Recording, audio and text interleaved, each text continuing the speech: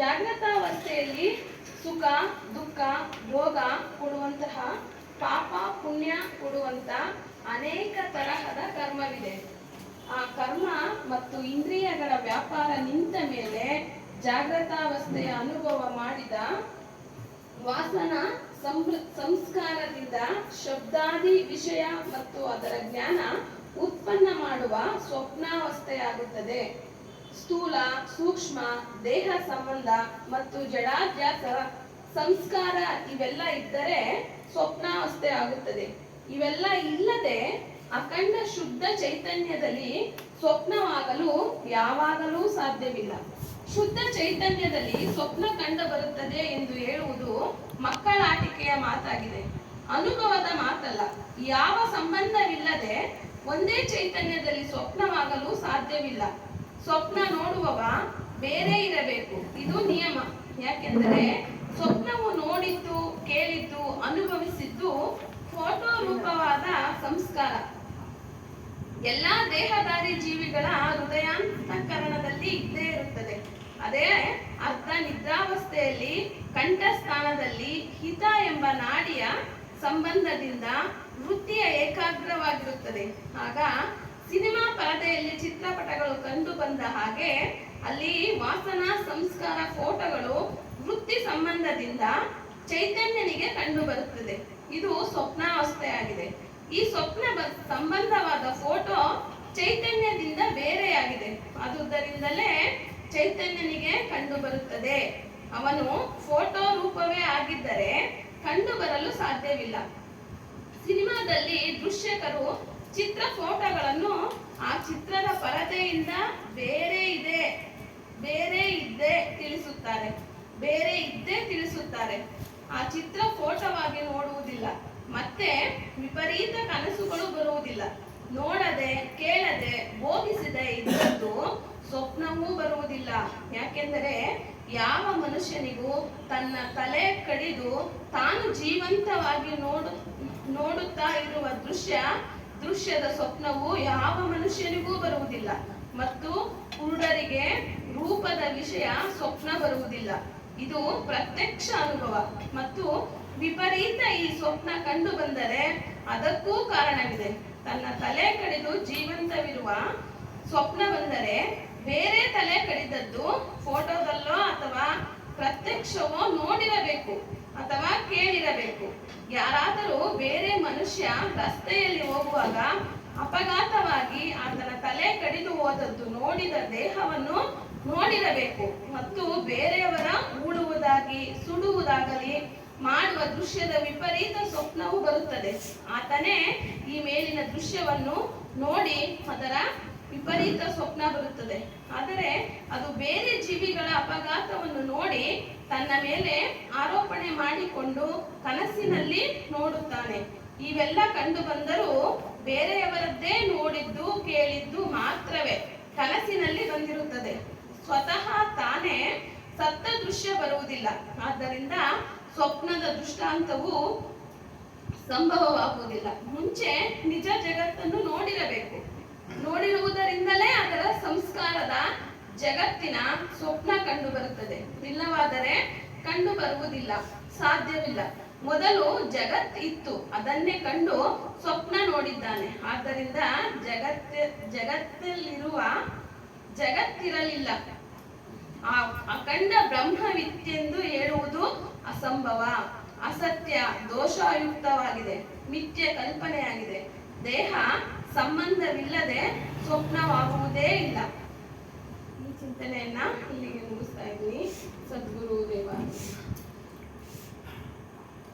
ಧನ್ಯವಾದಗಳು ಶ್ರೀಮತಿ ಸುನಿ ಅವರೇ.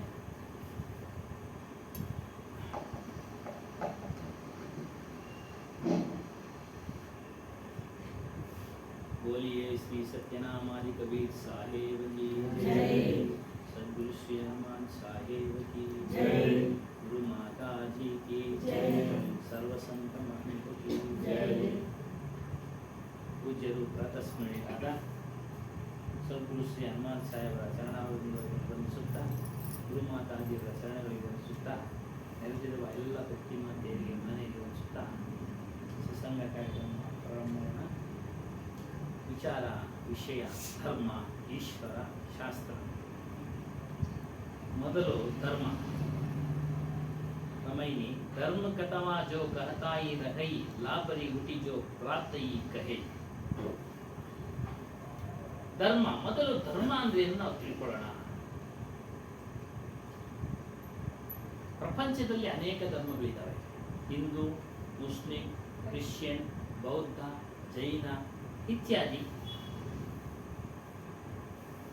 ಅವೆಲ್ಲ ಧರ್ಮವೇ? ಮೇಲ್ನೋಟಕ್ಕೆ ಹೊರಗಿನವರಿಗೆ ಅದು ಧರ್ಮ. ಯಾಕಂದ್ರೆ ಕೆಲವೊಂದು ನಿಯಮಗಳನ್ನ ಪಾಲನೆ ಮಾಡ್ತಾರೆ, ಅದನ್ನ ಧರ್ಮ ಅಂತೇಳಿ ಹಿಂದಿನವರು ಹೇಳ್ಬಿಟ್ಟಿದ್ದಾರೆ, ಅದನ್ನ ಪಾಲನೆ ಮಾಡ್ತಾ ಇದ್ದಾರೆ. ನಿಯಮಗಳು ಕೆಲವರು ಒಂದೊಂದು ನಿಯಮ, ಪೂಜೆ ಪುನಸ್ಕಾರ ಒಬ್ಬರದ್ದು ನಿಯಮ, ಬರೀ ಪ್ರಾರ್ಥನೆ ಒಬ್ಬರದ್ದು ನಿಯಮ. ಈ ರೀತಿಯಾಗಿ ಧರ್ಮ, ನಿಜವಾದ ಧರ್ಮದ ಅರ್ಥ ಏನು ಅಂದ್ರೆ ಸಾಕ್ಷಾತ್ಕಾರ. ಸಾಕ್ಷಾತ್ಕಾರ ಅರ್ಥ ಅಂದ್ರೆ ಏನು? ಒಳ ಅರಿವು. ಒಳ ಅರಿವು ಅಂದ್ರೆ ನಮ್ಮಲ್ಲಿರತಕ್ಕಂಥ ಪರಮಾತ್ಮನನ್ನ ತಿಳಿಯುವುದೇ ನಿಜವಾದ ಧರ್ಮ. ಅದನ್ನ ಅಪರೋಕ್ಷ ಜ್ಞಾನ ಅಂತಾನು ಹೇಳ್ತಾರೆ. ಅಪರೋಕ್ಷ ಜ್ಞಾನ ಅಂದ್ರೆ ನಮಗೇ ಅನುಭವಕ್ಕೆ ಬರುವಂತದ್ದು ಜ್ಞಾನ. ಈಗ ಅಲ್ಲ ನೋವನ್ನ ನಾವು ಯಾವ ರೀತಿ ಅನುಭವಿಸ್ತೀವೋ ಆ ರೀತಿಯಾದಂಥ ಸ್ವರೂಪದ ಜ್ಞಾನದ ಅನುಭವವನ್ನು ನಾವು ಪಡೆಯೋದೇ ಅಪರೋಕ್ಷ ಜ್ಞಾನ. ಇದು ಧರ್ಮ.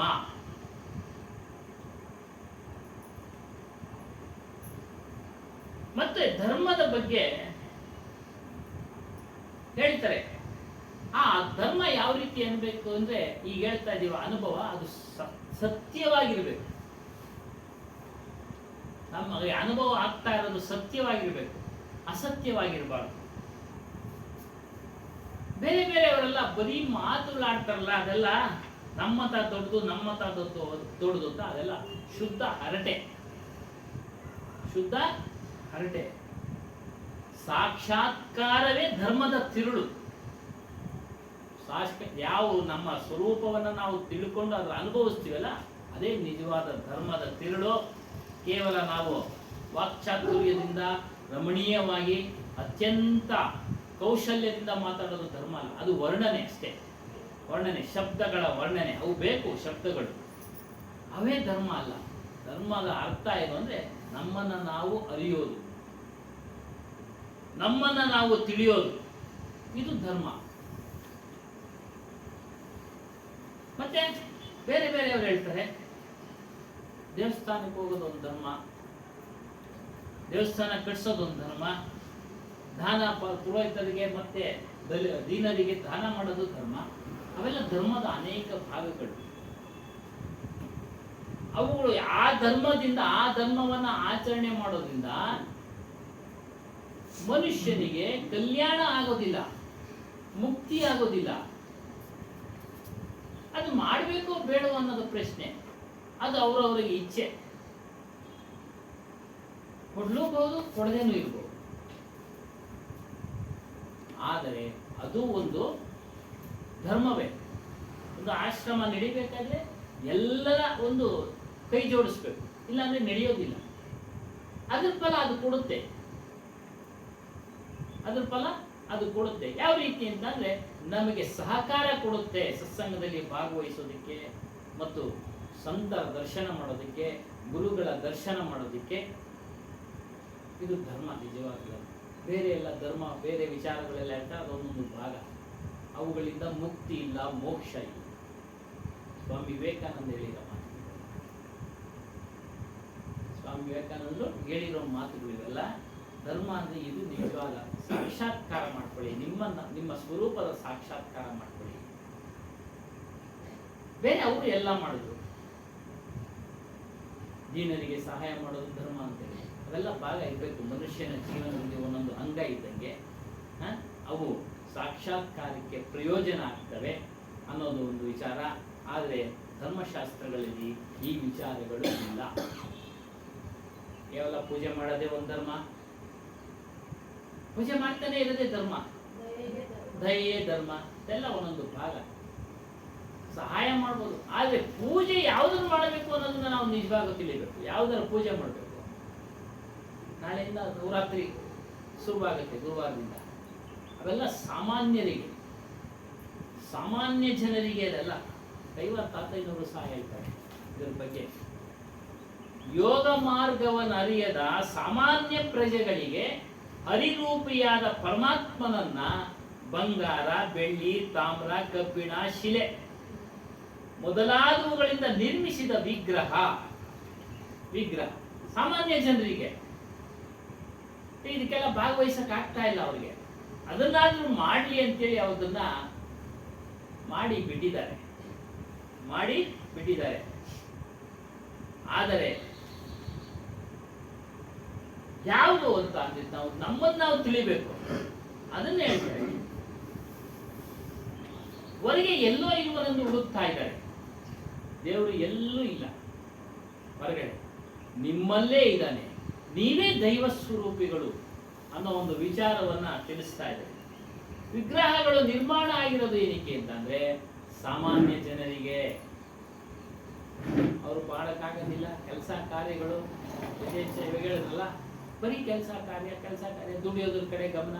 ಹೊಟ್ಟೆಪಾಡು ತುಂಬಬೇಕಲ್ಲ, ಹೊಟ್ಟೆಪಾಡು ನಡಿಬೇಕಲ್ಲ, ಅವ್ರ ಜೀವನ ನಡಿಬೇಕಲ್ಲ, ಅವ್ರಿಗೆ ಅದೇ ಧರ್ಮ. ವಿಷಯಗಳು ಪಂಜುಗಳಿದ್ದ ಹಾಗೆ. ಅವೆಲ್ಲ ಅದೇ ಧರ್ಮ ಅವ್ರಿಗೆ.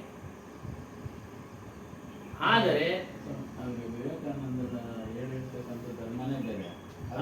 ಅವ್ರನ್ನ ಹಿಡ್ಕೊಂಡು ಇವತ್ತು ಹಿಂದೂ ಧರ್ಮ ಅವರೇ ಮೂಲ ಅದಕ್ಕೆ ಸ್ಥಾಪನೆ ಅಂತ ಹೇಳ್ಬಿಟ್ಟು ಇವಾಗ ಕ್ರಿಶ್ಚಿಯನ್, ಹಿಂದೂ, ಮುಸ್ಲಿಮ್ಸ್ ಅಂತ ತಂದಿರೋದು ಅವರಿಂದಾನೇ ಬಂದಿರೋದು ಅಂತ ಹೇಳ್ತಾರೆ. ವಿವೇಕಾನಂದರಿಂದ ಬಂದಿರೋದು ಅಂತ ವಿವೇಕಾನಂದ್ರ ಇದಕ್ಕೆ ಮೂಲ ಕಾರಣ, ಮೂಲ ಪುರುಷ ಅನ್ನೋ ಲೆಕ್ಕಕ್ಕೆ ಹೋಗ್ಬಿಟ್ರು.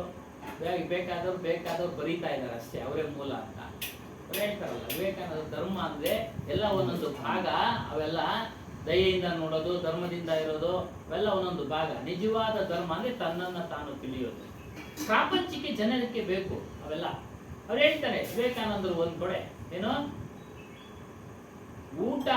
ಊಟ ಮಾಡೋಕ್ಕೆ ಗತಿ ಇಲ್ದಂಗೆ ಊಟದ ಮಾರ್ಗ ತೋರಿಸಿ ನೀವು ಧರ್ಮ ಅಂತೇಳಿ ಸ್ವರ್ಗದ ಮಾತು ಹೇಳ್ಬೇಡಿ.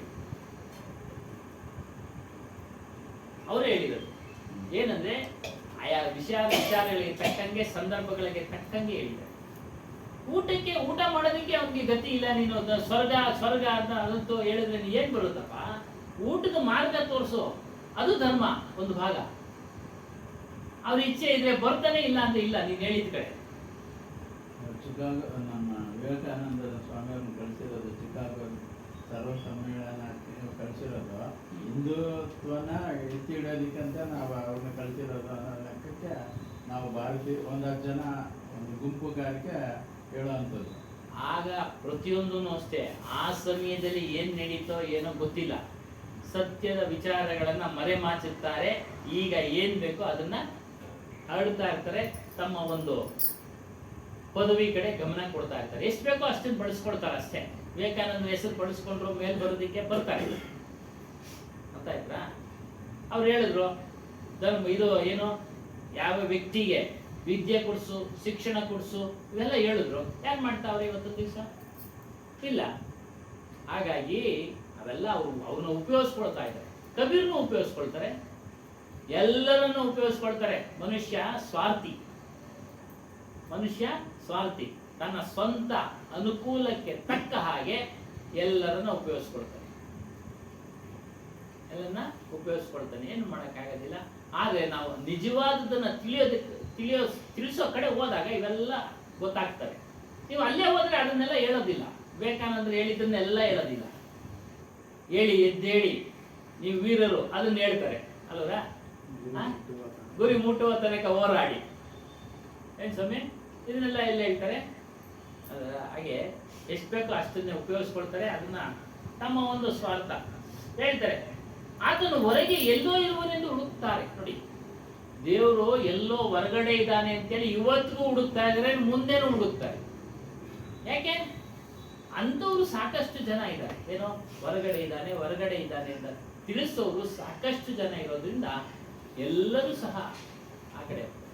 ಮತ್ತೆ ಇನ್ನೊಂದು ಮನುಷ್ಯನ ದುರ್ಬಲತೆ ಏನು ಅಂತಂದ್ರೆ ಅಪೇಕ್ಷೆಗಳು ಈಡೇರ್ಬೇಕು, ಬಯಕೆಗಳು ಈಡೇರ್ಬೇಕು. ಆ ದೇವರು ಕೊಡ್ತಾನೆ ಅಂತೇಳಿ ಇವರು ಪ್ರಚಾರ ಮಾಡಿರ್ತಾರೆ. ಯಾರು ಕೊಡೋದಿಲ್ಲ. ಮನುಷ್ಯ ತನ್ನ ಸಂಸ್ಕಾರಕ್ಕೆ ಅನುಗುಣವಾಗಿ ಏನು ಮಾಡಿರ್ತಾನೋ ಅದನ್ನು ಈಗ ಅನುಭವಿಸ್ತಾ ಇರ್ತಾನೆ ಅಷ್ಟೇ. ಯಾರು ಕೊಡೋದಿಲ್ಲ. ಈ ಸತ್ಯ ವಿಚಾರಗಳನ್ನ ಹೇಳೋದಕ್ಕೆ ಯಾರು ಹೋಗೋದಿಲ್ಲ. ಏನೋ ಈ ಒಂದ್ ಕಡೆ ಹೋಯ್ತು ಆಗೋಯ್ತು ಅಂತ ಅಂದ್ರೆ ಅಲ್ಲಿ ಅವನಿಗೆ ಸಮಯ ಬಂತು, ಅಲ್ಲಿ ಹೋದ, ಅಲ್ಲ ಆಯ್ತು ಅಷ್ಟೇ. ಕಾಕತಾಳಿನೇ, ಕೋಇನ್ಸಿಡೆನ್ಸ್. ಇಲ್ಲಾಂದ್ರೆ ಯಾರು ಕೊಡಲಿಲ್ಲ. ಇಲ್ಲಾಂದ್ರೆ ಯಾಕೆ ಇದೆಲ್ಲ ಬರಿಬೇಕಾಯ್ತು ಅವರು? ಹೊರಗಡೆ ಎಲ್ಲೂ ಹುಡುಕ್ಬೇಡ್ರಿ, ನಿಮ್ಮಲ್ಲೇ ಇದ್ದಾನೆ ದೇವರು ಅಂತ ಯಾರಿಗೂ ಕೊಡೋದಕ್ಕೆ ಸಾಧ್ಯ ಇಲ್ಲ. ಪಿತೃಪಕ್ಷ ವಿಚಾರ ಬಂತು, ಹೋದ್ಸಲಿ ಅಲ್ಲಿ ಹೇಳಿದ್ರು. ಪಿತೃಪಕ್ಷ ಮಾಡದೇ ಇರೋರಿಗೆ ಗಂಡು ಸಂತಾನ ಆಗೋದಿಲ್ಲ ಅಂತ. ಎಲ್ಲರೂ ಮಾಡ್ತಾವ್ರೆ, ಪ್ರಪಂಚದಾಗಿರೋರೆಲ್ಲರೂ. ಯಾರನ್ನ ಬಿಟ್ಟಿದಾರ? ಕೆಲವರು ಗಂಡು ಸಂತಾನ ಆಗೇ ಇಲ್ಲ. ಮೋಕ್ಷ ಸಿಕ್ಬಿಡುತ್ತೆ ಅಂತಂದ್ರು. ಮೋಕ್ಷದ ವಿಚಾರ ಅದರಿಂದ ಸಿಗೋ ಆಗಿದ್ರೆ ಎಲ್ಲರೂ ಮೋಕ್ಷ ಹೊಂದ್ಬಿಡ್ತಾ ಇದ್ರು. ಪಿತೃಪಕ್ಷನ ಎಷ್ಟೋ ವರ್ಷಗಳಿಂದ ಮಾಡ್ಕೊಂಡ್ ಬರ್ತಾ ಇದ್ರು. ಜನಸಂಖ್ಯೆ ಎಲ್ಲ ಕಡಿಮೆ ಆಗ್ಬಿಡ್ಬೇಕಾಯ್ತು. ಅದೊಂದು ಟಾಪಿಕ್ ತೆಗೆದುಕೊಂಡು ವಿವೇಕಾನಂದ ಹೆಸರು ಟಾಪಿಕ್ ತಗೊಂಡು ಏನೇನೋ ಬರ್ಕೊಂಡು ತಮ್ಮ ಒಂದು ಸ್ವಾರ್ಥನ ಮಾಡ್ಕೊಳ್ತಾ ಇರ್ತಾರೆ ಅಷ್ಟೇ. ಮಾಡ್ಕೊಳ್ತಾ ಇರ್ತಾರೆ. ಅದರಿಂದ ವಿಗ್ರಹಗಳು ನಿರ್ಮಾಣ ಆಗಿವೆ. ಇದು ಒಂದು ಮಾರ್ಗ ಅಷ್ಟೇ ಸ್ವಾಮಿ, ಅದು ಗುರಿ ಅಲ್ಲ. ಅದೇ ಹೇಳ್ತಾರೆ, ಹಲವಾರು ನಾಮರೂಪಗಳಿಂದ ಆರಾಧಿಸುತ್ತೇವೆ. ಇದು ಒಂದು ಮಾರ್ಗ, ಒಂದು ಧರ್ಮದ ಮಾರ್ಗದಲ್ಲಿ ನಡೆಯುವ ಒಂದು ಮಾರ್ಗ ಅಷ್ಟೇ. ಅದೇ ನಮ್ಮ ಗುರಿಯಲ್ಲ, ಲಕ್ಷ್ಯ ಅದಲ್ಲ. ಪರಬ್ರಹ್ಮ ಅದೇ ನಮ್ಮ ಸ್ವರೂಪ. ಪರಮಾತ್ಮನು ನಾಮರೂಪ ಕುಲಗೋತ್ರಗಳಿಗೆ ದೂರನಾದವನು. ನೋಡಿ, ಅವನಿಗೆ ಯಾವುದೇ ನಾಮ ಇಲ್ಲ, ನಾವೇ ಸಿಕ್ಕಿರೋದು. ನಮ್ಗೆಲ್ಲ ನಮ್ಮ ತಂದೆ ತಾಯಿ ಸಿಕ್ಕರು ಗುರುತಿಸಕ್ಕೆ. ಹಂಗೆ ಕೆಲವರೆಲ್ಲ ರಾಮನಂದ್ರು, ಕೃಷ್ಣನಂದ್ರು. ಅವ್ರು ಇದ್ರು ಹೋದ್ರು, ಇಲ್ಲ ಅಂತ ಹೇಳಿಲ್ಲ. ಇದ್ರು ಹೋದ್ರು ಗೊತ್ತಿಲ್ಲ. ಅವ್ರ ಮೇಲೆ ಒಂದಷ್ಟು ಕಥೆಗಳು ಇದ್ರು ಅಂತ ಅನ್ಕೊಳ್ಳಿ. ಅವರಲ್ಲಿ ಇರ್ತಕ್ಕಂಥ ಒಳ್ಳೆ ಗುಣಗಳನ್ನು ತಗೊಂಡು ನೀವು ರಾಮನಂತೆ ಆಗ್ರಿ. ಕೃಷ್ಣ ಭಗವದ್ಗೀತೆ ಬೋಧಿಸ್ತಾ ಆ ಭಗವದ್ಗೀತೆಯನ್ನು ತೆಗೆದುಕೊಂಡು ಜ್ಞಾನ ಮಾರ್ಗದಲ್ಲಿ ನಡೀರಿ ಅಲ್ವಲ್ಲ. ಅದಕ್ಕೆ ನಾಮ ರೂಪ ಕುಲ ಗೋತ್ರಗಳಿಗೆ ದೂರನಾದವನು ದೇವರು. ಅವನಿಗೆ ಯಾವುದೂ ನಾಮ ಇಲ್ಲ. ನಮ್ಮ ಹೆಸರಿಗೆ ಪರಬ್ರಹ್ಮ ಅಂತ ಅವರಂತಾರೆ, ನಾವು ಸತ್ಯನಾಮ ಅಂತ ಹೇಳ್ತೀವಿ, ಚೈತನ್ಯ ಅಂತ ಹೇಳ್ತೀವಿ, ಮತ್ತೊಬ್ರು ಇನ್ನೊಂದು ಅಂತ ಹೇಳ್ತಾರೆ. ಯಾಕೆ? ಗುರುತಿಸೋಕ್ಕೋಸ್ಕರ ಸ್ವಾಮಿ, ಗುರುತಿಸೋದಕ್ಕೋಸ್ಕರ. ಆತ್ಮ, ಅರಿವು, ಈ ರೀತಿಯಾಗಿ ಅವನು ನಿರಾಕಾರ ನಿರ್ಗುಣ. ಅವನಿಗೆ ಯಾವುದೇ ಆಕಾರ ಇಲ್ಲ. ನಿರ್ಗುಣ ಅಂದ್ರೆ ಒಂದೇ ಒಂದು ಗುಣ ಇದೆ, ಅರಿತಕ್ಕಂಥ ಗುಣ ಇದೆ. ಅದನ್ನು ಹೊರತುಪಡಿಸಿ ಬೆಳ್ಳಗಾಗೋದು, ಕಪ್ಪಗಾಗೋದು ಅವೆಲ್ಲ ಏನಿಲ್ಲ ಆತ್ಮನಿಗೆ. ಇದೆಯಾ? ಇಲ್ಲ. ಬೇರೆ ಗುಣಗಳು ಇದೆಯಾ? ಇಲ್ಲ. ದುರ್ವ್ಯಸನ ಗುಣಗಳು ಇರ್ತಾವ? ಇಲ್ಲ. ಅವನು ನಿರಾಕಾರ ನಿರ್ಗುಣ. ಒಂದೇ ಒಂದು ಗುಣ, ಎಲ್ಲವನ್ನ ಅರಿಯತಕ್ಕಂಥವನು. ನಾವು ನೋಡಿ ಎಲ್ಲವನ್ನ ಅರಿತಾ ಇದ್ದೀವಿ. ಅಮೆರಿಕದಲ್ಲಿ ಏನೇನಿತ್ತು ನೋಡ್ಕೊಂಡ್ ಬಂದ್ವಿ, ಎಲ್ಲ ಅರ್ತ್ಕೊಂಡ್ರಿ. ಈಗ ನಮ್ಗೆ ಹೇಳಿದ್ರೆ ನಾವು ಅಮೆರಿಕದಲ್ಲಿ ಇದ್ದಂಗೆ ಭಾಸವಾಗಿ ಅದನ್ನ ಕಲ್ಪನೆ ಮಾಡ್ಕೊಳ್ತೀವಿ. ಏನ್ ಸ್ವಾಮಿ ಅಲ್ವಾ? ಓ ಹಿಂಗ ಅಷ್ಟೇ. ನೋಡಿ, ಕಲ್ಪನೆ ಮಾಡ್ಕೊಳ್ತೀವಿ. ನೀವು ನೋಡಿ ಬಂದ್ರಿ, ಪ್ರತ್ಯಕ್ಷವಾಗಿ ಅನುಭವಿಸಿದ್ರಿ, ನಾವು ಕಲ್ಪನೆ ಮಾಡ್ಕೊಂಡು ಅದನ್ನ ಅನುಭವ ತೆಗೆದುಕೊಳ್ತೀವಿ. ಆದ್ರೆ ಪೂರ್ತಿ ಅನುಭವ ನಮ್ಗಾಗಲ್ಲ, ನಿಮ್ಗಾಗೋಷ್ಟು. ನಿಮ್ಗೆ ಆಗಿರೋಷ್ಟು ಅನುಭವ ನಮ್ಗೆ ಆಗೋದಿಲ್ಲ. ಓ ಅಂತೆ ಅಂತೆ ಹೇಳಿದ್ದೆ ಸತ್ಯ ಅಷ್ಟೇ. ನೀವ್ ಹೇಳಿದ್ದೆ ಸತ್ಯ ಅಂತ ಹೇಳಿದ್ರಲ್ಲ, ಹಾಗೆ ಯಾರು ಏನ್ ಹೇಳ್ತಾರೋ ರಾಜಕೀಯ ವ್ಯಕ್ತಿಗಳು, ಅವ್ರು ಹೇಳಿದ್ದೆ ಸತ್ಯ ಅದನ್ನ ಹೇಳ್ತಾರೆ. ಪಂಡಿತರು ಹೇಳಿದ್ದೆ ಸತ್ಯ ಧರ್ಮದ ವಿಚಾರದಲ್ಲಿ. ಎಲ್ಲ ಗಾಳಿ ಸುದ್ದಿಗಳು ಸ್ವಾಮಿ. ನಿಜವಾಗ್ಲೂ ಯಾರು ಯಾವ್ದೇನೇನಾಯ್ತು ಅನ್ನೋದು ಗೊತ್ತಿರೋದಿಲ್ಲ. ಓ ಹಂಗಾಯ್ತಂತೆ ಬರೆದ್ರು, ಕತೆ ಒಳಗೆ ಓದ್ವಿ. ಆದ್ರೆ ಕಬೀರ ಜ್ಞಾನ ಏನಂದ್ರೆ ಅಪರೋಕ್ಷ ಜ್ಞಾನ, ಸ್ವಂತ ನಿಮ್ಗೆ ಅನುಭವಕ್ಕೆ ಬರತಕ್ಕಂಥ ಜ್ಞಾನ. ಅದ್ಯಾವುದು ಅಂದ್ರೆ ನಿಮ್ಮೆಲ್ಲರ ಸ್ವರೂಪ, ಅದೇ ದೇವರು. ಬೇರೆ ಯಾವುದೇ ದೇವರು ನಿಮಗೆ ಕಲ್ಯಾಣವನ್ನ ಮಾಡಲಿಕ್ಕೆ ಸಾಧ್ಯ ಇಲ್ಲ. ನಿಮ್ಮ ಸ್ವರೂಪ, ನಮ್ಮ ಸ್ವರೂಪ ನಮಗೆ ಒಳ್ಳೇದು ಮಾಡೋದಷ್ಟೇ. ಬೇರೆ ಯಾರು ಬಂದು ನಿಮ್ಮನ್ನ ಒಳ್ಳೇದಕ್ಕೆ ಮಾರ್ಗಕ್ಕೆ ತೆಗೆದುಕೊಂಡು ಹೋಗೋದಿಲ್ಲ. ವಿಚಾರಗಳು ಇದೆ, ಗುರುಗಳ ಮೂಲಕ ತಿಳಿಬೇಕು. ನಮಗ್ ನಾವೇ ಬದಲಾವಣೆ ಆಗ್ಬೇಕು, ನಮಗ್ ನಾವೇ ಶಿಸ್ತು ಅಳವಡಿಸಿಕೊಳ್ಬೇಕು. ಹೇಳಿದ್ರಲ್ಲ, ನಮಗ್ ನಾವೇ ಶಿಸ್ತನ್ನ ಅಳವಡಿಸ್ಕೊಳ್ಬೇಕು. ಆಗ ಮಾತ್ರ ದೇವ್ರು ಕಾಣಕ್ಕೆ ಸಾಧ್ಯ, ಇಲ್ಲ ಹಂಗೆ ಸಾಧ್ಯ. ನಮಗೆ ಒಟ್ಟಾರೆ ನಮ್ಮ ಕಬೀರಾಶ್ರಮದ ಮೂಲ ತತ್ವ ಒಳಗಿರ್ತಕ್ಕಂಥ ಒಂದು ವಸ್ತುವನ್ನ ಒಂದು ನೋಡೋದು, ಅರಿಯೋದು ಅರಿಯೋದು, ಅದು ಎಲ್ಲರಲ್ಲಿ ಇರ್ತದೆ, ಎಲ್ಲರಲ್ಲೂ ಅದೇ ಧರ್ಮ. ಆ ಧರ್ಮ ಎಲ್ಲರ ಹತ್ರ ಇರೋದ್ರಿಂದ ಎಲ್ಲರಿಗೂ ಒಂದೇ ಧರ್ಮ ಅನ್ನತಕ್ಕಂಥದ್ದು ಒಂದು ಸಂದೇಶ. ಹೌದಾ? ಖಂಡಿತ. ಅದರಲ್ಲಿ ಬೇರೆ ಬೇರೆ ಇವರು ಏನಿಲ್ಲ. ಅದಕ್ಕೆ ನಾವು ಮಾಡ್ಕೊಂಡಿರೋದು ಅಲ್ಲಿ ಹೇಳಿದ್ವಲ್ಲ ಮತ, ನಾವು ಮಾಡ್ಕೊಂಡಿರೋದು ಮತಗಳು ಅವೆಲ್ಲ ಧರ್ಮಗಳಲ್ಲ. ಅದು ಆ ಧರ್ಮಕ್ಕೆ ಯಾವುದೇ ಒಂದು ಇದಿಲ್ಲ. ಇಲ್ಲ, ಈ ಧರ್ಮಕ್ಕೆ ಯಾವ ನಾವು ಪಾಲನೆ ಮಾಡತಕ್ಕಂಥ ಆತ್ಮ ಧರ್ಮಕ್ಕೆ ಯಾವುದೇ ಚ್ಯುತಿ ಇಲ್ಲ. ಯಾರು ತೆಗೆದುಕೊಳ್ಳಕ್ಕೂ ಆಗೋದಿಲ್ಲ, ಕಿತ್ಕೊಳ್ಳಕ್ಕೂ ಆಗೋದಿಲ್ಲ. ಯಾವುದೇ ಜನಾಂಗಕ್ಕೆ ಎಲ್ಲರೂ ಒಂದೇ ಒಂದೇ. ಖಂಡಿತ ಖಂಡಿತ ಖಂಡಿತ ಅದನ್ನು ಅರಿವಾಗಬೇಕು. ಅದು ಅರಿವಾಗಬೇಕು. ಅರಿವಾಗೋದಕ್ಕೆ ಬಿಡೋದಿಲ್ಲ. ಎಲ್ಲಿ ಬಿಡ್ತಾರೆ? ಇವರೆಲ್ಲ ತುಂಬಿಕೊಂಡಿರ್ತಾರಲ್ಲ ಪಂಡಿತರು, ಪುರಾಣಗಳು ಒಂದಷ್ಟು ಬರೆದು ಕೊಟ್ಟಿದ್ದಾರೆ. ಜಾತಿನೇ ಬಿಟ್ಕೊಳಲ್ಲ, ಜಾತಿನೇ ಬಿಟ್ಕೊಳಲ್ಲ, ಇನ್ನು ಧರ್ಮ ಬಿಟ್ಕೊಡ್ತಾರ. ಹಾಗಾಗಿ ಅದರ ಧರ್ಮ ಅಂದ್ರೆ ದೇವರು ಅಂದ್ರೆ ಯಾರು? ನಮ್ಮೆಲ್ಲರ ಸ್ವರೂಪ. ಅದು ಸತ್ಯ. ಇಬ್ರಾಹಿಂ ಸೂತರ್ ಅನ್ನೋರು ಹೇಳ್ತಾರೆ, ಸರಿಯಾಗಿ ಎಲ್ಲ ಧರ್ಮವನ್ನ ತಿಳ್ಕೊಂಡೇ ಹೇಳು ನೀನು ಅಂತ. ಈಗಿನ ಜನರೇಷನ್ ಮಕ್ಕಳಿಗೆ ಏನ್ ಹೇಳ್ತೀರಾ ನೀವು ಅಂತ ಕೇಳಿದ್ರೆ ಸುಮ್ಮನೆ ಏನೋ ಒಂದು ಯಾರೋ ಹೇಳ್ತಾರೆ ಅಂತ ಹೇಳಿ ಜಗಳ ಮಾಡ್ತಾರೆ. ಹಂಗ್ ಬೇಡ, ನೀನು ಅದನ್ನ ಸರಿಯಾಗಿ ತಿಳ್ಕೊಂಡೇನೆ ಮಾಡು, ಯಾವ ಧರ್ಮ ಆದ್ರೂ ಪರವಾಗಿಲ್ಲ ಅಂತ. ಸರಿಯಾಗಿ ತಿಳ್ಕೊಂಡೇ ಮಾಡು. ಅದೇ ಅರಿವು. ಸಾಕ್ಷಾತ್ಕಾರ ಅಂದ್ರೆ ಅರಿವು, ನಿಜವಾದ ಅರಿವು, ಸುಳ್ಳಿನ ಅರಿವಲ್ಲ. ದೇವರು ಹೊರಗಡೆ ಇದ್ದಾನೆ ಅನ್ನೋದು ಸುಳ್ಳಿನ ಅರಿವು. ನಿಜವಾದ ಅರಿವು ಅಂದ್ರೆ ನೀವು ದೈವ ಸ್ವರೂಪಿಗಳು, ನೀವೇ ದೇವರು. ವಿವೇಕಾನಂದರು ಹೇಳಿದ್ದಾರೆ, there is no god higher than the truth. ಸತ್ಯಕ್ಕಿಂತ ದೇವರು ಯಾವುದಿಲ್ಲ. ಸತ್ಯ ಯಾವುದು ಅಂದ್ರೆ ನಮ್ಮೆಲ್ಲರ ಸ್ವರೂಪ. ಮೂರು ಕಾಲಗಳಲ್ಲಿ, ಮೂರು ಅವಸ್ಥೆಗಳಲ್ಲಿ. ಮತ್ತೆ ಇದ್ಯಾರು ಅಮಾವಾಸ್ಯೆ, ಮಹಾಲಕ್ಷ್ಮಿ, ಅದೇ ಪಂಡಿತರು ಹೇಳಿಲ್ವಾ? ಅವ್ರ ಹೊಟ್ಟೆ ಜೀವನ ಪಾಲಿಗೆ ಅದನ್ನು ಮಾಡಿದ್ದಾರೆ ಅಷ್ಟೇ. ಹೇಳಿದ್ರಲ್ಲ, ಇವಾಗ ಪಿತೃಪಕ್ಷ ಒಂದು ಉದಾಹರಣೆ ಕೊಡ್ತಾ ಇದ್ದೀನಿ. ಪಿತೃಪಕ್ಷ ಮಾಡದೇ ಇದ್ರೆ ಗಂಡು ಸಂತಾನ ಆಗದೇ ಇಲ್ಲ. ಅದೇ ಎಷ್ಟು ಜನ ಇಲ್ಲ ಗಂಡು ಸಂತಾನ ಇಲ್ಲದೆ ಇರೋರು? ಏನ್ ಸ್ವಾಮಿ ಮಾಡ್ತಾನೆ ಇದ್ದಾರೆ ಅವ್ರನ್ನು ವರ್ಷ ನಮ್ಗೆ ಏನ್ ಬೇಕೋ ಬರ್ಕೊಂಡ್ರು. ಅದೇ ಅವೆಲ್ಲ ಗಾಳಿ ಸುದ್ದಿಗಳನ್ನ ಬರೆದು ಮಡಗಿದ್ದಾರೆ. ಅದನ್ನು ನಾವು ಪಾಲನೆ ಮಾಡ್ತಾ ಇದ್ದೀವಿ. ಆಗಲ್ಲ, ಅದನ್ನು ಮಾಡಲೇಬಾರ್ದು ಪಿತೃಪಕ್ಷ. ಅದು ಅವ್ರವ್ರ ಇಷ್ಟ, ಅವ್ರವ್ರ ಮನೆತನ, ರೂಢಿ, ಪದ್ಧತಿ, ವಿಚಾರ ಎಲ್ಲ ಇಲ್ದ ಹೋದ್ರೆ ಸಾಮಾನ್ಯ ಜನ ಮಾಮೂಲಿ ಎಲ್ರು ಏನೇನ್ ಆಗ್ತಾ ಇದ್ರು ಅದೆಲ್ಲ ಇರೋ ಹೊತ್ತಿಗೆನೆ ಸ್ವಲ್ಪ ಕಂಟ್ರೋಲ್ ಆಗಿ ಒಂದು ನಿಯಮ. ಅದಕ್ಕೆ ಮೀರಿ ಇಲ್ಲಿ ಬರೋ ಅಷ್ಟೇ ಒಂದು ಸಾಮಾನ್ಯ ನಿಯಮ. ಆಗ್ಲೇ ಹೇಳಿದ್ವಲ್ಲ, ಸಾಮಾನ್ಯ ಜನರಿಗೆ ಅವೆಲ್ಲ ಮೂರ್ತಿ ಪೂಜೆ, ಮತ್ತೊಂದು ವ್ರತ, ವಿಚಾರ, ಅವಿಚಾರ ಎಲ್ಲಗಳು ಸಾಮಾನ್ಯ ಜನರಿಗೆ. ಅದರಲ್ಲೇ ಮುಳುಗೋಗ್ಬಿಡ್ತಾರೆ. ಮುಳುಗಿದ್ದಾರೆ. ಎಷ್ಟೋ ವರ್ಷಗಳಿಂದ ಮುಳುಗೋಗಿದ್ದಾರೆ. ಅದ್ರೊಳಗೆ ನಾವು ಒಂದು ಅರ್ಧ ಇದ್ದೇ ಇದ್ದೀವಿ. ಅವರೇ ಅಲ್ಲ, ನಾವೇ ಇದ್ದೀವಿ. ಅರ್ಧನೂ ಇರ್ಬೇಡಿ ಸ್ವಾಮಿ, ಈ ಕಡೆ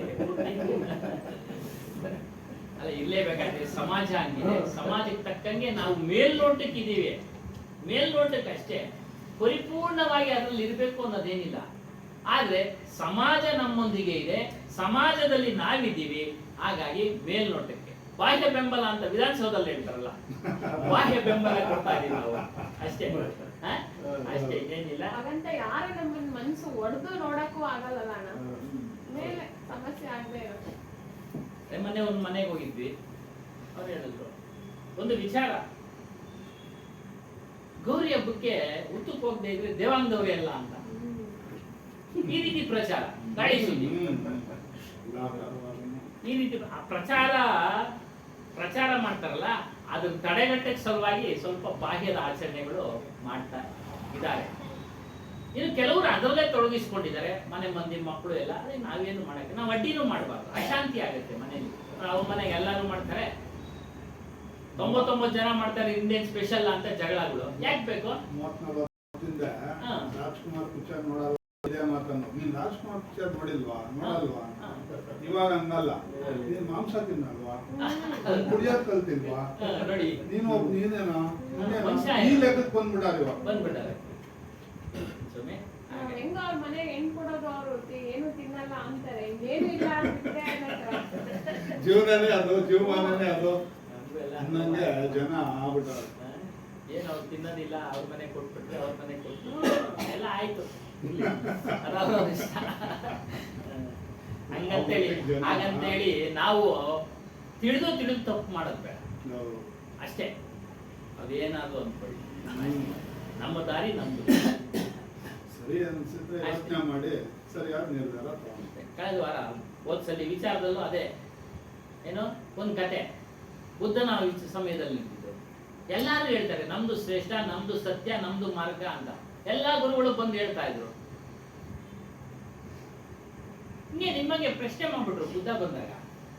ಯಾರೋ ಒಬ್ರು ಗೇಲಿ ಮಾಡ್ಬಿಟ್ರು, ಏನ್ರಿ ಅವ್ರು ಬಂದು ಅವ್ರು ಸತ್ಯ, ನಮ್ದು ಮಾರ್ಗ ಅಂತ ಅವ್ರು ಹೇಳ್ಬಿಟ್ಟು ಹೋಗ್ತಾರೆ, ಇನ್ನೊಬ್ರು ಹಿಂಗೆ ಹೇಳ್ಬಿಡ್ತಾರೆ, ನಿಮ್ದು ಯಾವ ಮಾರ್ಗ ಸತ್ಯ ಹೇಳಿ ಅಂತ ಗೇಲಿ ಮಾಡ್ಬಿಟ್ರು ಬುದ್ಧನಿಗೆ ಆಧ್ಯಾತ್ಮ ವಿಚಾರದಲ್ಲಿ. ಹಾಗೆ ತಾನೇ ಈಗ ಆಗ್ತಾ ಇರೋದು. ಅವನೊಂದು ಮಾತು ಹೇಳ್ದ, ಏನಪ್ಪ, ನಾನು ಸತ್ಯ ಹೇಳ್ತಾ ಇದ್ದೀನಿ ಅಂತ ನಿನ್ಗೆ ನಮ್ಮ ಮನವರಿಕೆ ಆಯ್ತು, ನಂಬಿಕೆ ಬಂತು, ಸತ್ಯನೇ ಹೇಳ್ತಾ ಇದ್ದಾರೆ ಅಂತ. ಆದರೆ ನಿನ್ಗೆ ಇಷ್ಟ ಇದ್ರೆ ತಗೋ, ಇಲ್ಲಾಂದ್ರೆ ಬಿಟ್ಬಿಡೋದು. ಏನ್ ಸ್ವಾಮಿ, ನಮಗೆ ಇಚ್ಛೆ ಇದ್ರೆ ನಾವು ಆ ಮಾರ್ಗವನ್ನ ತೆಗೆದುಕೊಳ್ಬೇಕು. ಅಸತ್ಯದ ಮಾರ್ಗ ತಗೊಂಬೇಡಿ, ಸತ್ಯದ ಮಾರ್ಗನೇ. ಇಚ್ಛೆ ಇದ್ರೆ ತೆಗೆದುಕೊಳ್ಳಿ, ಮನಸ್ಫೂರ್ತಿ ಇಚ್ಛೆ, ಯಾರ್ದೋ ಬಲವಂತಕ್ಕೆ ತಗೊಂಬೇಡಿ. ನೀವು ನಮ್ ಗುಂಪಿಗೆ ಸೇರ್ಕೊ ಅಂತೇಳಿ ಇಲ್ಲ ಸಲ್ಲದ ಮಾತುಗಳನ್ನು ಹೇಳ್ತಾರಲ್ಲ, ಆ ಒಂದು ಬಲವಂತಕ್ಕೆ ಅಂತ ಹೋಗ್ಬೇಡಿ. ಆಯ್ತಾ? ಸತ್ಯ ಅನ್ಸಿದೆ, ನಿಮ್ಗೆ ಇಷ್ಟ ಆದ್ರೆ ಈ ಮಾರ್ಗ ತೆಗೆದುಕೊಳ್ಳಿ. ನನಗೆ ಗೊತ್ತಿಲ್ಲ, ಜಾಸ್ತಿ ಆಚಾರ ವಿಚಾರಗಳೆಲ್ಲ ಇಟ್ಕೊಂಡಿರೋರು ಇದಕ್ಕೆ ಜನ ಇದು ಕೊಡೋದಿಲ್ಲ, ಒತ್ತು ಕೊಡಲ್ಲ. ಹೌದೌದು, ಖಂಡಿತ. ಪೂರ್ತಿ ತಿಳ್ಕೊಳ ತನಕ ಕೊಡ್ಬೇಕು ಅನ್ಸಲ್ಲ. ಪೂರ್ತಿ ಅದು ತಿಳ್ಕೊಂಡ್ರೆ ನಮಗೂ ಫಸ್ಟ್ ಬಂದಾಗ ಅದೇ ಡೌಟ್ ಆಗಿದ್ದು, ಏನ್ ಇವ್ರು ಸೇಕ್ ದಮ್ ಹಿಂಗೆ ಹೇಳ್ತಾರೆ ಹಂಗೆ ಹೇಳ್ತಾರೆ ಅನ್ನಿಸ್ತದೆ. ಅಸತ್ಯ ತಿಳ್ಕೊಂಡಾಗ ಅದು ಒಳಕ್ಕೆ ಹೋದ್ರೆ ಗೊತ್ತಾಗುತ್ತೆ. ಕಾರಣ ಏನಂದ್ರೆ, ನಾನು ಇದೆಲ್ಲ ಕೆಲವು ಆಚಾರ ವಿಚಾರಗಳನ್ನು ಬಹಳಷ್ಟು ಸ್ವಲ್ಪ ಕಠಿಣ ಮಾಡ್ಕೊಂಡಾಗ ನಮ್ಮ ಮನೆಯಲ್ಲೇ ನಮ್ಮ ಮಗಳೇ ಅಂತ ನೋಡಿದಾಗ, ನಿನ್ಗೆಲ್ಲ ಮದುವೆಗಳಾಗ್ಬಿಟ್ಟೈತೆ, ನಮ್ಗಿನ್ನ ಮಕ್ಕಳವ್ರೆ, ಅದಕ್ಕೆ ನಾವು ಆಚಾರ ಮಾಡ್ಬೇಕು. ಯಾಕೆ ಹೇಳಿದ್ರೆ ಇದನ್ನ ಓದಿರ್ತಾರಲ್ಲ ಸ್ವಾಮಿ, ಇವಾಗ ಹೇಳತ್ತಲ್ಲ ಈ ಪಾಯಿಂಟ್ ನ ಓದಿರ್ತಾರ ಅವರು. ಅವಾಗ ಅವ್ರು ಏನ್ ಮಾಡ್ತಾರೆ ನೋಡಿ, ಹಿಂಗೆಲ್ಲ ಬರ್ದವ್ರು ಅವರು, ಇದು ನಮ್ಗೂ ಅವ್ರಿಗೆ ಆಸೆ ಬಂದ್ಬಿಡುತ್ತೆ. ಅವಾಗ ಅವ್ರಿಗೆ ಆಸೆ ಬಂದ್ಬಿಡುತ್ತೆ, ಜೀವನದಲ್ಲಿ ನಮಗೂ ಏನೇನೋ ಆಗ್ಬೇಕು ಅನ್ನೋದು ಆಸೆ ಇರುತ್ತೆ. ಇವ್ರ ಆಸೆನ ತುಂಬಿ ಬರ್ದಿರ್ತಾರೆ, ಹಾಗಾಗಿ ಅದ್ರ ಕಡೆ ಅವ್ರು ಹೋಗ್ತಾರೆ. ಅಂದ್ರೆ ಯಾಕೆ ಬಿಡ್ತಾ ಇದೀವಿ ಅನ್ನೋ ನಾವು ಉದಾಹರಣೆ ಕೊಟ್ಟೆ. ನಾವ್ ಯಾಕೆ ಬದಲಾಗಿದ್ದೀವಿ, ಏನ್ ಕಾರಣ ಇರೋದ್ರಾಗ ನಾವು ಕರೆಕ್ಟ್ ಆದ ಕಾರಣ ಕೊಟ್ಟಾಗ ಒಪ್ಕೋಣ ಅನ್ಬೋದಿಲ್ಲ. ಇವಾಗ ನನಗೆ ಡೌಟ್ ಏನ್ ಬರೋದು ಅಂತ ಹೇಳ್ತೀನಿ. ಇವರು ಎಲ್ಲಾ ದೇವ್ರಗಳ್ದು ಜಯಂತಿ ಕಂಡಿಡಿದ್ರಲ್ಲಿ ಹೆಂಗೆ ದೇವ್ರುಗಳು ಹುಟ್ಟಿದ್ ಇವ್ರಿಗೆ ಹೆಂಗ್ ಗೊತ್ತಾಯ್ತು? ಅದನ್ನೇ ಇವನ್ನೆಲ್ಲ ನಾವು ಯೋಚನೆ ಮಾಡ್ಬೇಕು, ಚಿಂತನೆ ಮಾಡ್ಬೇಕು. ಅದೇ ವಿಚಾರನೇ ಗಾಂಧಿ ಕೇಳ್ತಾಳಲ್ಲ ಯಾಜ್ಞವಲ್ಕರಿಗೆ, ಇದಿರ್ಲೇ ಇಲ್ಲ ಇಷ್ಟೊಂದು. ಏನ್ ಎಲ್ಲಾ ದೇವ್ರಿಗೂ ಜಯಂತಿ, ವಾರಕ್ಕೊಂದೊಂದು, ತಿಂಗಳಿಗೆ ಒಂದೊಂದು, 15 ದಿವಸಕ್ಕೊಂದು, ಅಮಾವಾಸ್ಯೆಗೊಂದು, ಪೌರ್ಣಮಿ ಈ ಜಯಂತಿ ಯಾವಾಗ ಹುಟ್ಟಿದ್ದು ಅನ್ನೋದು ಇವಾಗ ನಾವು 1950 ಅಂತ ಹೇಳ್ತೀವಿ ನಾವು. ಅದೇನೋ ಡಿಸಿ ಅಂದ್ರೆ ಅವರು ಅದರ ಒಂದು ಲೆಕ್ಕ ಹೇಳಿದ್ರೆ ಯಾರು ಹೇಳಲ್ವಲ್ಲ. ಅದೇನೋ ಬಿಫೋರ್ ಕ್ರೈಸ್ಟ್, ಕ್ರಿಸ್ತನು ಹುಟ್ಟೋದಕ್ಕಿಂತ ಮುಂಚೆ, ಏಡಿ ಅಂದ್ರೆ ಆಫ್ಟರ್ ಡೆತ್, ಕ್ರೈಸ್ತನು ಹುಟ್ಟಿದ ಮೇಲೆ, ಇವೆಲ್ಲ ಆಫ್ಟರ್ ಡೆತ್. ಇವಾಗ ಬಿಫೋರ್ ಕ್ರೈಸ್ಟ್ ಅಂತ ಹೇಳ್ತಾರೆ, ಅವ್ನು ಹುಟ್ಟಕ್ ಮುಂಚೆ ಏನೇನೋ. ಅದಕ್ಕೂ ದ್ವಾಪರ ಯುಗದ ಇವ್ರಿಗೆಲ್ಲ ಹೆಂಗ್ ಗೊತ್ತಾಯ್ತು? ರಾಮ ಇದು ಇಲ್ಲ, ಎಲ್ಲಾ ದೇವರುಗಳು ಶನೇಶ್ವರನಿಂದ ಹಿಡಿದು ಮುನೇಶ್ವರನ್ ತನಕ ಎಲ್ಲಾರ್ದು ಜಯಂತಿ. ಅವ್ರದ್ದೆಲ್ಲ ಹುಟ್ಟಿದ್ದು ಹೆಂಗ್ ಕಂಡು ಹಿಡಿದ್ರಿ ನೀವು? ಇವೆಲ್ಲ ಯೋಚನೆ ಮಾಡ್ಬೇಕು. ನಾವು ಯೋಚನೆ ಮಾಡಿದ್ರೆ ಒಂದು ಐಡಿಯಾ ಬರುತ್ತೆ. ಎಲ್ಲಾ ವಿಚಾರದಲ್ಲಿ ಯೋಚನೆ ಮಾಡ್ತಾ, ಚಿಂತನೆ ಮಾಡ್ತಾ ಹೋಗುತ್ತೆ. ನಮ್ಗೆಲ್ಲ ಇವೆಲ್ಲ ಪರಿಕರಗಳು, ಸಾಧನಗಳು, ಇವೆಲ್ಲ ತಿಳಿಸೋದು. ಇವಾಗ ಗಾರಿಗೆ ಅವನು ಯಾಜ್ಞವಲ್ಕರಿಗೆ ಕೇಳ್ತಾಳೆ, ಸೃಷ್ಟಿ ಹೆಂಗಾಯ್ತು? ಎಲ್ಲರಿಗೂ ಗೊತ್ತಲ್ಲ ಪರಮಾತ್ಮ ಸೃಷ್ಟಿ ಮಾಡಿರೋದು ಅಂತ ಗೊತ್ತು. ನಿನ್ಗೇನ್ ಗೊತ್ತು? ಎಲ್ಲಾರು ಹೇಳ್ತಾರೆ. ಅವಾಗ ಕೇಳ್ತಾಳ ಅವಳು, ನೀನಿದ್ದ ಅವಾಗ ನೋಡ್ದ ನೀನು ಅಂತ. ಉತ್ತರ ಇಲ್ಲ ನೋಡಿ. ಅದೇ ಈ ನಾವು ಉದಾಹರಣೆಗಳು ಸೃಷ್ಟಿ ವಿಚಾರದಲ್ಲಿ ಹೇಳ ಎಲ್ಲ ಅಣುಗಳ ಸಂಯೋಗ ಅಂತ. ಅಣುಗಳ ಒಂದೊಂದು ಅದು ಸೃಷ್ಟಿ ಆಗುತ್ತೆ, ಮತ್ತೆ ವಿಯೋಗ ಮತ್ತೆ ಸೇರ್ತಾ ಇರುತ್ತೆ. ಅವೆಲ್ಲ ಸ್ವಯಂವರ ಒಂದೊಂದೇ ಹುಟ್ಟಿಸ್ಕೊಂತ ಜನ ಪಂಡಿತರುಗಳು ಏನಾಗಿ ಅಂದ್ರೆ ಸ್ವಯಂವರ ಮಾಡಿದ್ರೆ ನಿಮ್ಗೆ ಹೋಮ ಮದುವೆ ಆದವೆ, ಬಂದ್ರಿ ಅವ್ರು ಬಂದ್ರಿ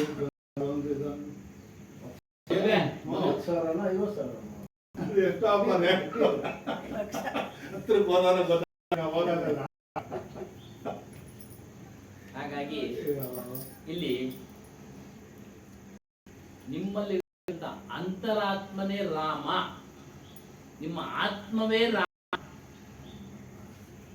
ಅದನ್ನ ನೀನು ಅನುಭವಿಸ್ಬೇಕಾದ್ರೆ, ತಿಳಿಬೇಕಾದ್ರೆ ನೀನು ವಾಸನೆಗಳನ್ನ ತ್ಯಾಗ ಮಾಡಬೇಕು ಅಂತ ಹೇಳ್ತಾರೆ. ರಾಮ ನಾಮ का सेवहु बीर दूरी नाही दूरी आशा हो. ಕಬೀರ್ ಸಾಹೇಬ್ರು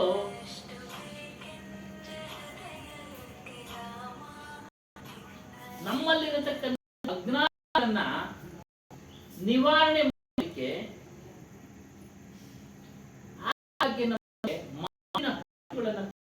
ವಿಚಾರಗಳನ್ನು ತಿಳಿಸ್ತಾ ಇದ್ದಾರೆ. ಮತ್ತು ಅವರುಗಳು ತಮ್ಮ ಮಾತಿನ ಮೂಲಕ ಅಜ್ಞಾನದ ವಿಚಾರಗಳನ್ನ ತಿಳಿಸ್ತಾರೆ.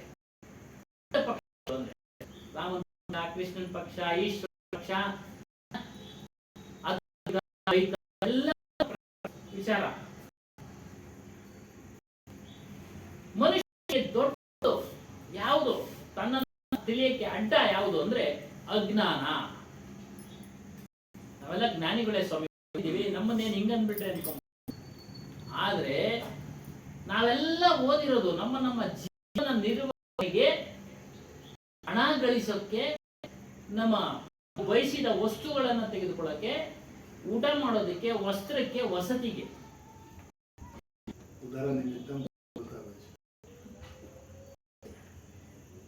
ಸಾಂಸಾರಿಕ ಜ್ಞಾನ, ಪ್ರಾಪಂಚಿಕ ಜ್ಞಾನ, ವ್ಯಾವಹಾರಿಕ ಜ್ಞಾನ ಎಲ್ಲವೂ ಹೊಟ್ಟೆ ಜ್ಞಾನ. ನಿಜವಾದ ಅಂತ ಅಂದ್ರೆ ನಮ್ಮಲ್ಲಿರ್ತಕ್ಕಂಥ ರಾಮನನ್ನ, ಈಶ್ವರನನ್ನ ತಿಳಿಯೋ. ನಾವೇನ್ ಮಾಡ್ತಾ ಇದ್ದೀವಿ, ಹೊರಗಿನ ವೃತ್ತಿಗಳಲ್ಲಿ ಹುಡುಕ್ತಾ ಇದ್ದೀವಿ,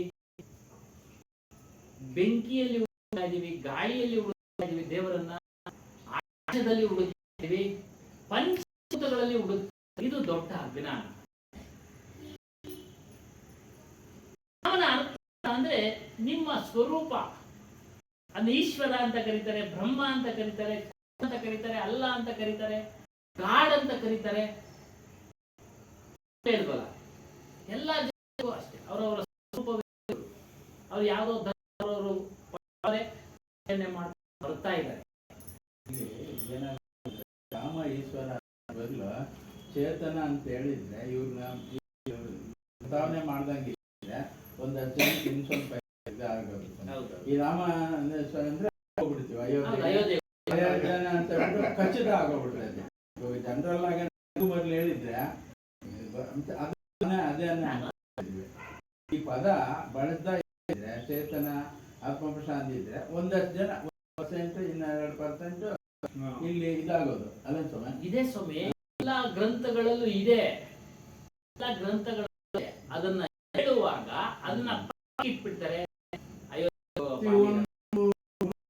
ಹೇಳ್ತಾರೆ,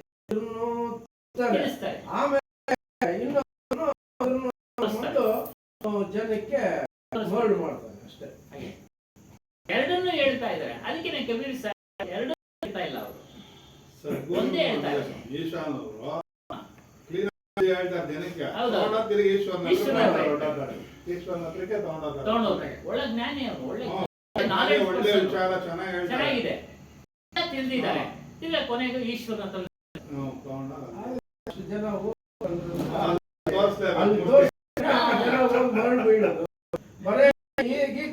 ಹೇಳಿದ್ರೆ ಅದೇ ಇಷ್ಟು ಜನ ಬರ್ತೀವಿ. ಇನ್ನು ಒಂದೊಂದು ದಿನ ಇದು ಇಷ್ಟು ಇರೋದಿಲ್ಲ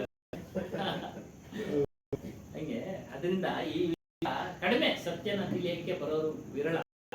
ಹಾಗಾಗಿನೇ ಹೇಳಿದ ವಿಚಾರಗಳು ಬೇಕಾದ್ರೆ 100 ಮನುಷ್ಯ ಜನ್ಮದಲ್ಲಿ 100 ಕೋಟಿ ಮನುಷ್ಯ ಜನ್ಮದಲ್ಲಿ ನಿಷ್ಕಾಮದಿಂದ ಪೂಜೆ ಮಾಡಿದೀಗಪ್ಪ.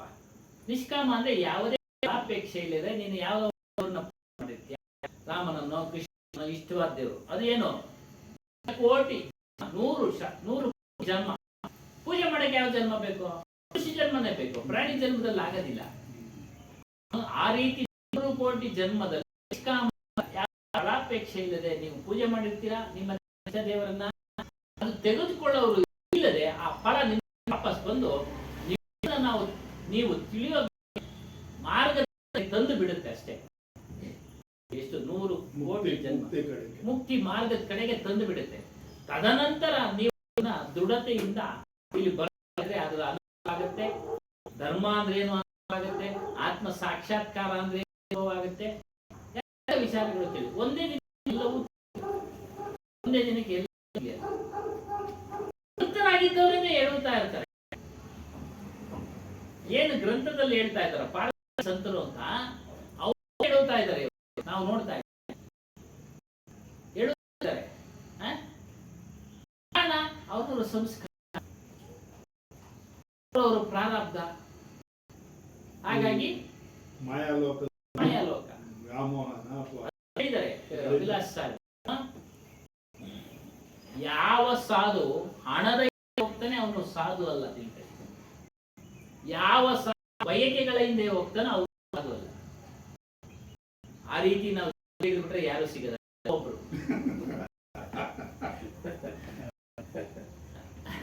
ಸಭೆ ಆತರ ಸ್ವಲ್ಪ ಅವರೆಲ್ಲ ಶ್ರೇಷ್ಠರೇ. ಯಾವ್ದು ಅವ್ರ ಮಾರ್ಗ ಬೇರೆ ಇರ್ಬೋದು, ಅವ್ರ ಆಚರಣೆಗಳ ಶ್ರೇಷ್ಠವಾದ ಸಂತ ಇದೇ ಸೇಮ್ ಮನೆಗೆ ಅವ್ರದ್ದು ಇದೆ. ನಾನು ಕೇಳಿದ್ದೇನೆ ಇದೇ ಬರುತ್ತೆ ಬೇರೆ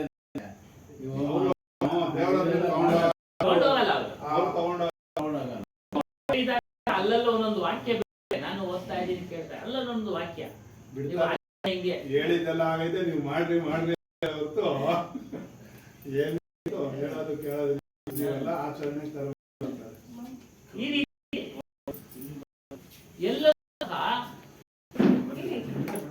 ಎಲ್ಲರೂ ಅವರವರ ಧರ್ಮದ ದೇವರನ್ನ ಮ್ಯಾಲಿದ್ದಾನೆ ಎಲ್ಲರಿಗಿನ ಶ್ರೇಷ್ಠ ಅಂತ ಇದೆ.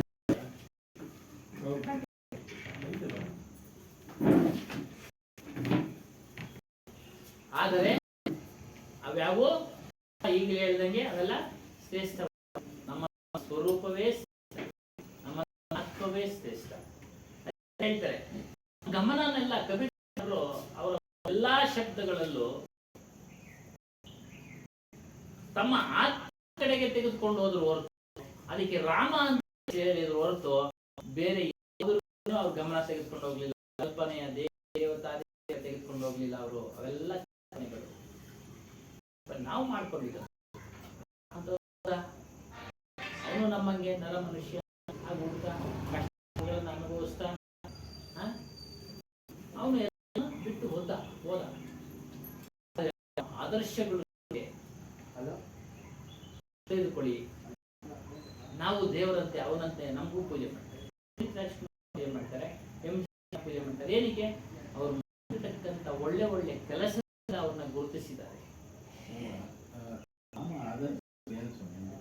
ಏಕಪತ್ನಿ ವ್ರತಸ್ಥ, ಪಿತೃವಾಕ್ಯ ಪರಿಪಾಲನೆ, ಧರ್ಮದಿಂದ ಕ್ಷಮಾ ಇತ್ತು, ಕರುಣೆಯಿಂದ ಇತ್ಯಾದಿ ಆದರ್ಶಗಳು.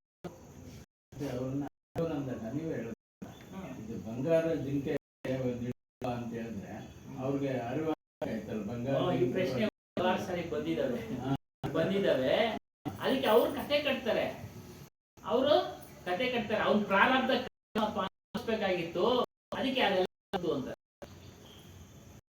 ಅದನ್ನ ನೋಡಿದ್ರೆ ಏನನ್ನಿಸ್ತಿದೆ ಅಂದ್ರೆ ಮನುಷ್ಯನ ಹುಟ್ಟಿ ದೈವತ್ವದ ಕಡೆ ಹೋದ ಅಂತ ಅನ್ಕೊಂಬೇಕು ಅಷ್ಟೇ.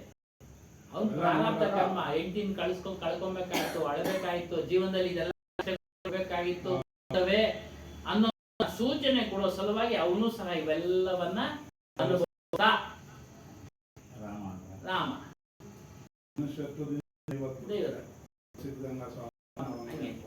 ಅದಕ್ಕೆ ಆದರ್ಶಗಳು ಅಲ್ಲೇನು ಜೀವನದಲ್ಲಿ ಪ್ರತಿಯೊಬ್ಬ ಎಷ್ಟು ಜನ ಆತರ ಆಗಿ ಜೀವನದಲ್ಲಿ ಎಷ್ಟು ಜನ ಜೀವನದಲ್ಲಿ ಆಗಿಲ್ಲ. ನಮ್ಗೆ ಗೊತ್ತಾಗ್ತಾ ಇಲ್ಲ. ಮೊದಲೆಲ್ಲ ಈಗೆಲ್ಲ ಗೊತ್ತಾಗ್ತಾ ಇದೆ ಅಷ್ಟೇ. ಮಾತುಗಳು ಇರಲಿಲ್ಲ, ಅಪಹರಣ ಆಗಿದೆ. ಈಗಲೂ ಸಹ ಭಾರತ ದೇಶದಲ್ಲಿ ಒಂದು ಕಡೆ ಹೆಣ್ಣುಗಳು ಇಲ್ಲದೆ ಅಪಹರಣ ಮಾಡಿ ಮದುವೆ ಮಾಡ್ತಾ ಇದ್ದಾರೆ.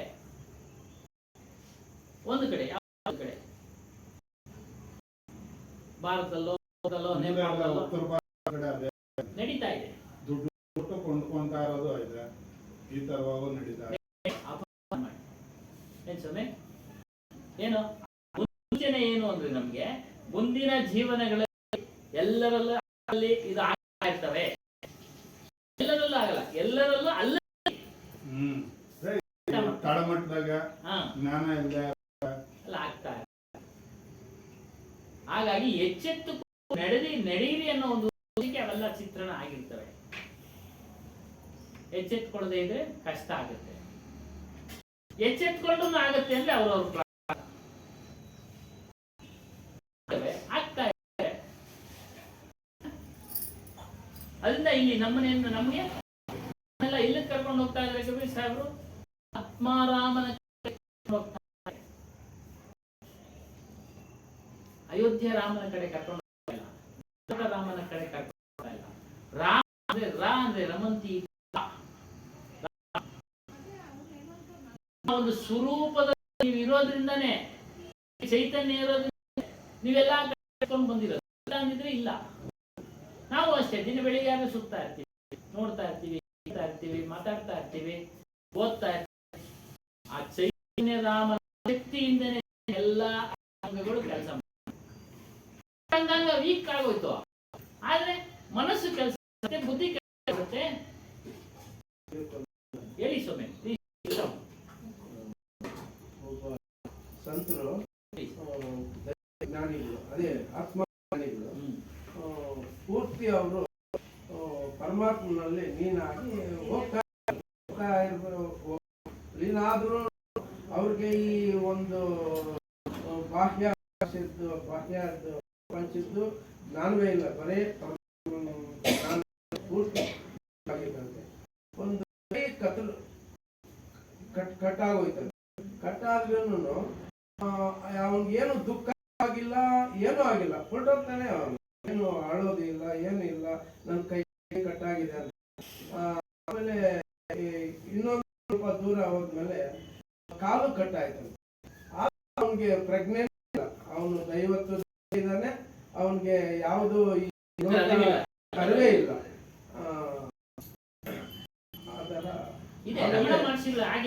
ಬೇರೆಯವರು ಒಂದು ಏನಪ್ಪ ನೀನು ಕೈ ಕಟ್ಟಾಗೈತೆ, ಕಾಲು ಕಟ್ಟಾಗೈತೆ, ಏನು ನೀನೇನು ಯೋಚನೆ ಮಾಡ್ತಾ ಇಲ್ಲ, ಹೊರಟೋಗ್ತಾ ಇದೀಯಾ ಏನು ಹೇಳಿದ್ರೆ ನಂದೇನಲ್ಲ ಪಂಚಭೂತಗಳದ್ದು ರಮಣ ಇದೇ ಅನುಭವ ಆಗಿದೆ.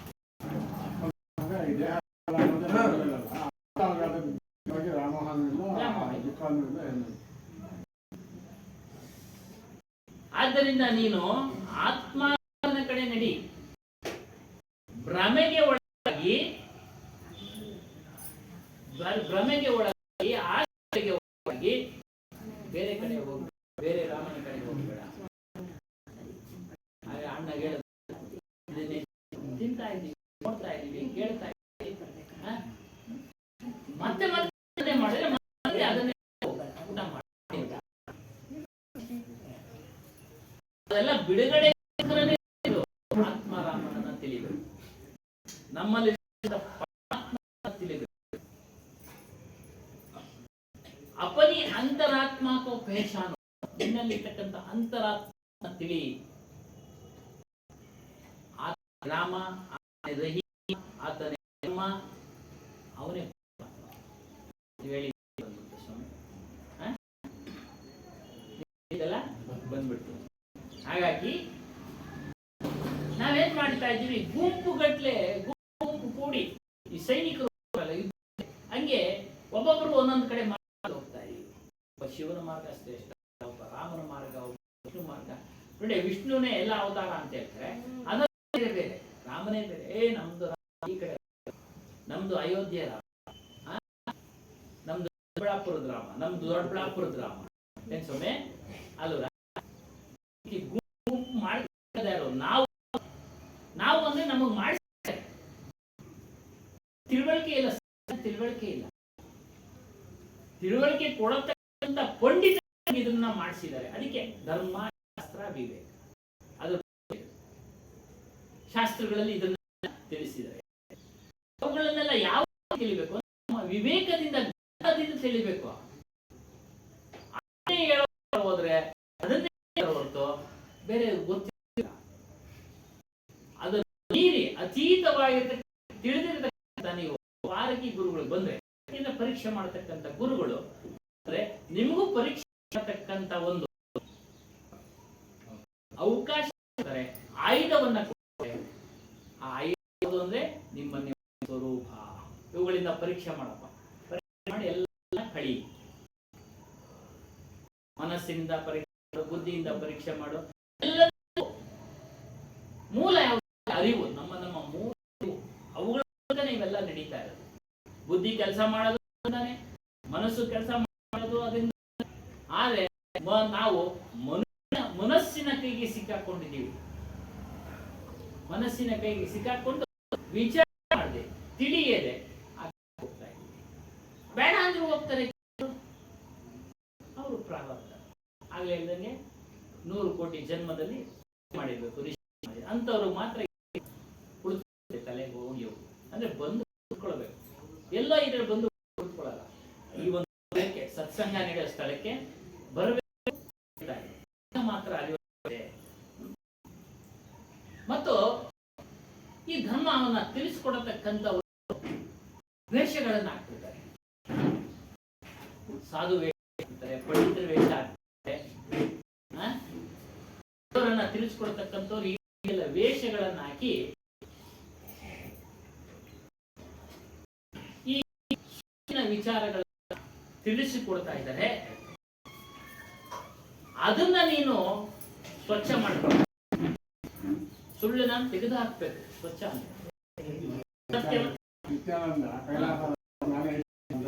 ಕುಡಿತಾವನಲ್ಲಿ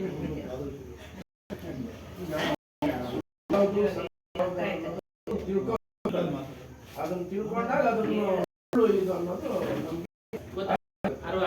ಅಲ್ಲಿವರೆಗೂ ಸುಮ್ಮನೆ ಎಲ್ಲ ಸತ್ಯ ಅನ್ಕೋದು. ಹೇಳೋದಾದ್ರೆ ಸಾಮಾನ್ಯವಾಗಿ ನಾವು ಏನೋ ವಸ್ತುನ ಕೊಂಡ್ಕೊಳಕ್ ಹೋಗ್ತೀವಿ. ಆ ವಸ್ತು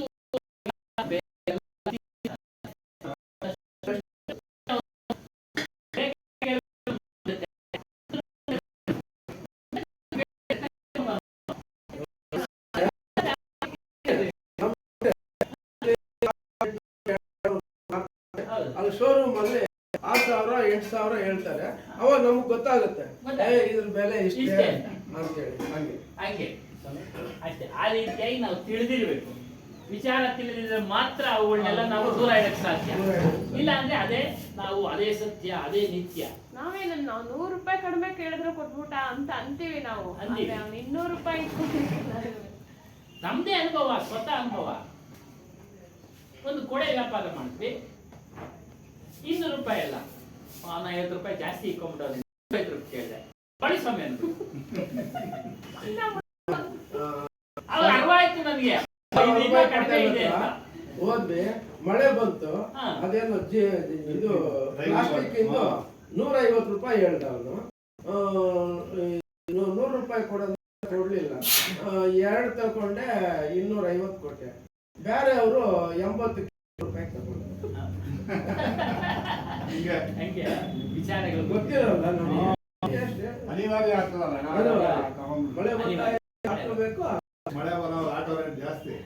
ನೀವ್ ಹೇಳಿದ್ರಲ್ಲ ಅನಿವಾರ್ಯ ಅನ್ನೋ ಪದ ನೀವ್ ಹೇಳಿದ್ದಕ್ಕೆ ಬರುತ್ತೆ. ನಮ್ಮ ಮಕ್ಕಳೆಲ್ಲ ಅನಿವಾರ್ಯಕ್ಕೆ ಒಳಪಟ್ಟಿದ್ದಾರೆ. ನಮ್ಮ ಮಕ್ಕಳೆಲ್ಲ ಅದು ಮಾಡಿದ್ರೆ ಹಂಗಾಗುತ್ತೇನೋ, ನಮ್ಗೆ ಗಂಡಸ ಆಗುತ್ತೇನೋ, ಐಶ್ವರ್ಯ ಬರುತ್ತೇನೋ, ಅವೆಲ್ಲ ಅನಿವಾರ್ಯ ಆಗಿದೆ. ಅವಕಾಶ ಮಾಡ್ಕೊಬೇಕು, ಅನಿವಾರ್ಯ ಮಾಡ್ಬೇಕು.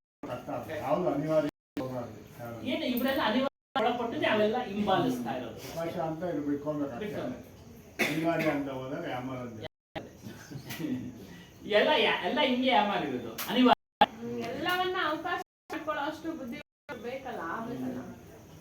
ಈ ರೀತಿಯಾಗಿ ನಮ್ಮನ್ನ ಮುಳುಗಿಸ್ತಾ ಎಚ್ಚರಗೊಳ್ಳು. ನಿನ್ನ ವಿವೇಕದಿಂದ ಅದೆಲ್ಲ ತೀರ್ಮಾನ ಮಾಡ್ಕೋ. ಅದು ಗೊತ್ತಿರ್ಬೇಕು ನಿಮ್ಗೆ. ಮತ್ತೆ ಇಲ್ಲಿ ಹೇಳ್ತಾರೆ, ಬಹಳ ಅತ್ಯುತ್ತಮವಾದ ಒಂದು ವಚನ ಸರ್ ಇದು. ತನಿಖೆ ವೃತ್ತು ಪೌರೆ ಎನ್ನುವ ಆಜವು ಬಾರೋಹೋ. ಏನಿದ್ರ ಅರ್ಥ ಅಂದ್ರೆ,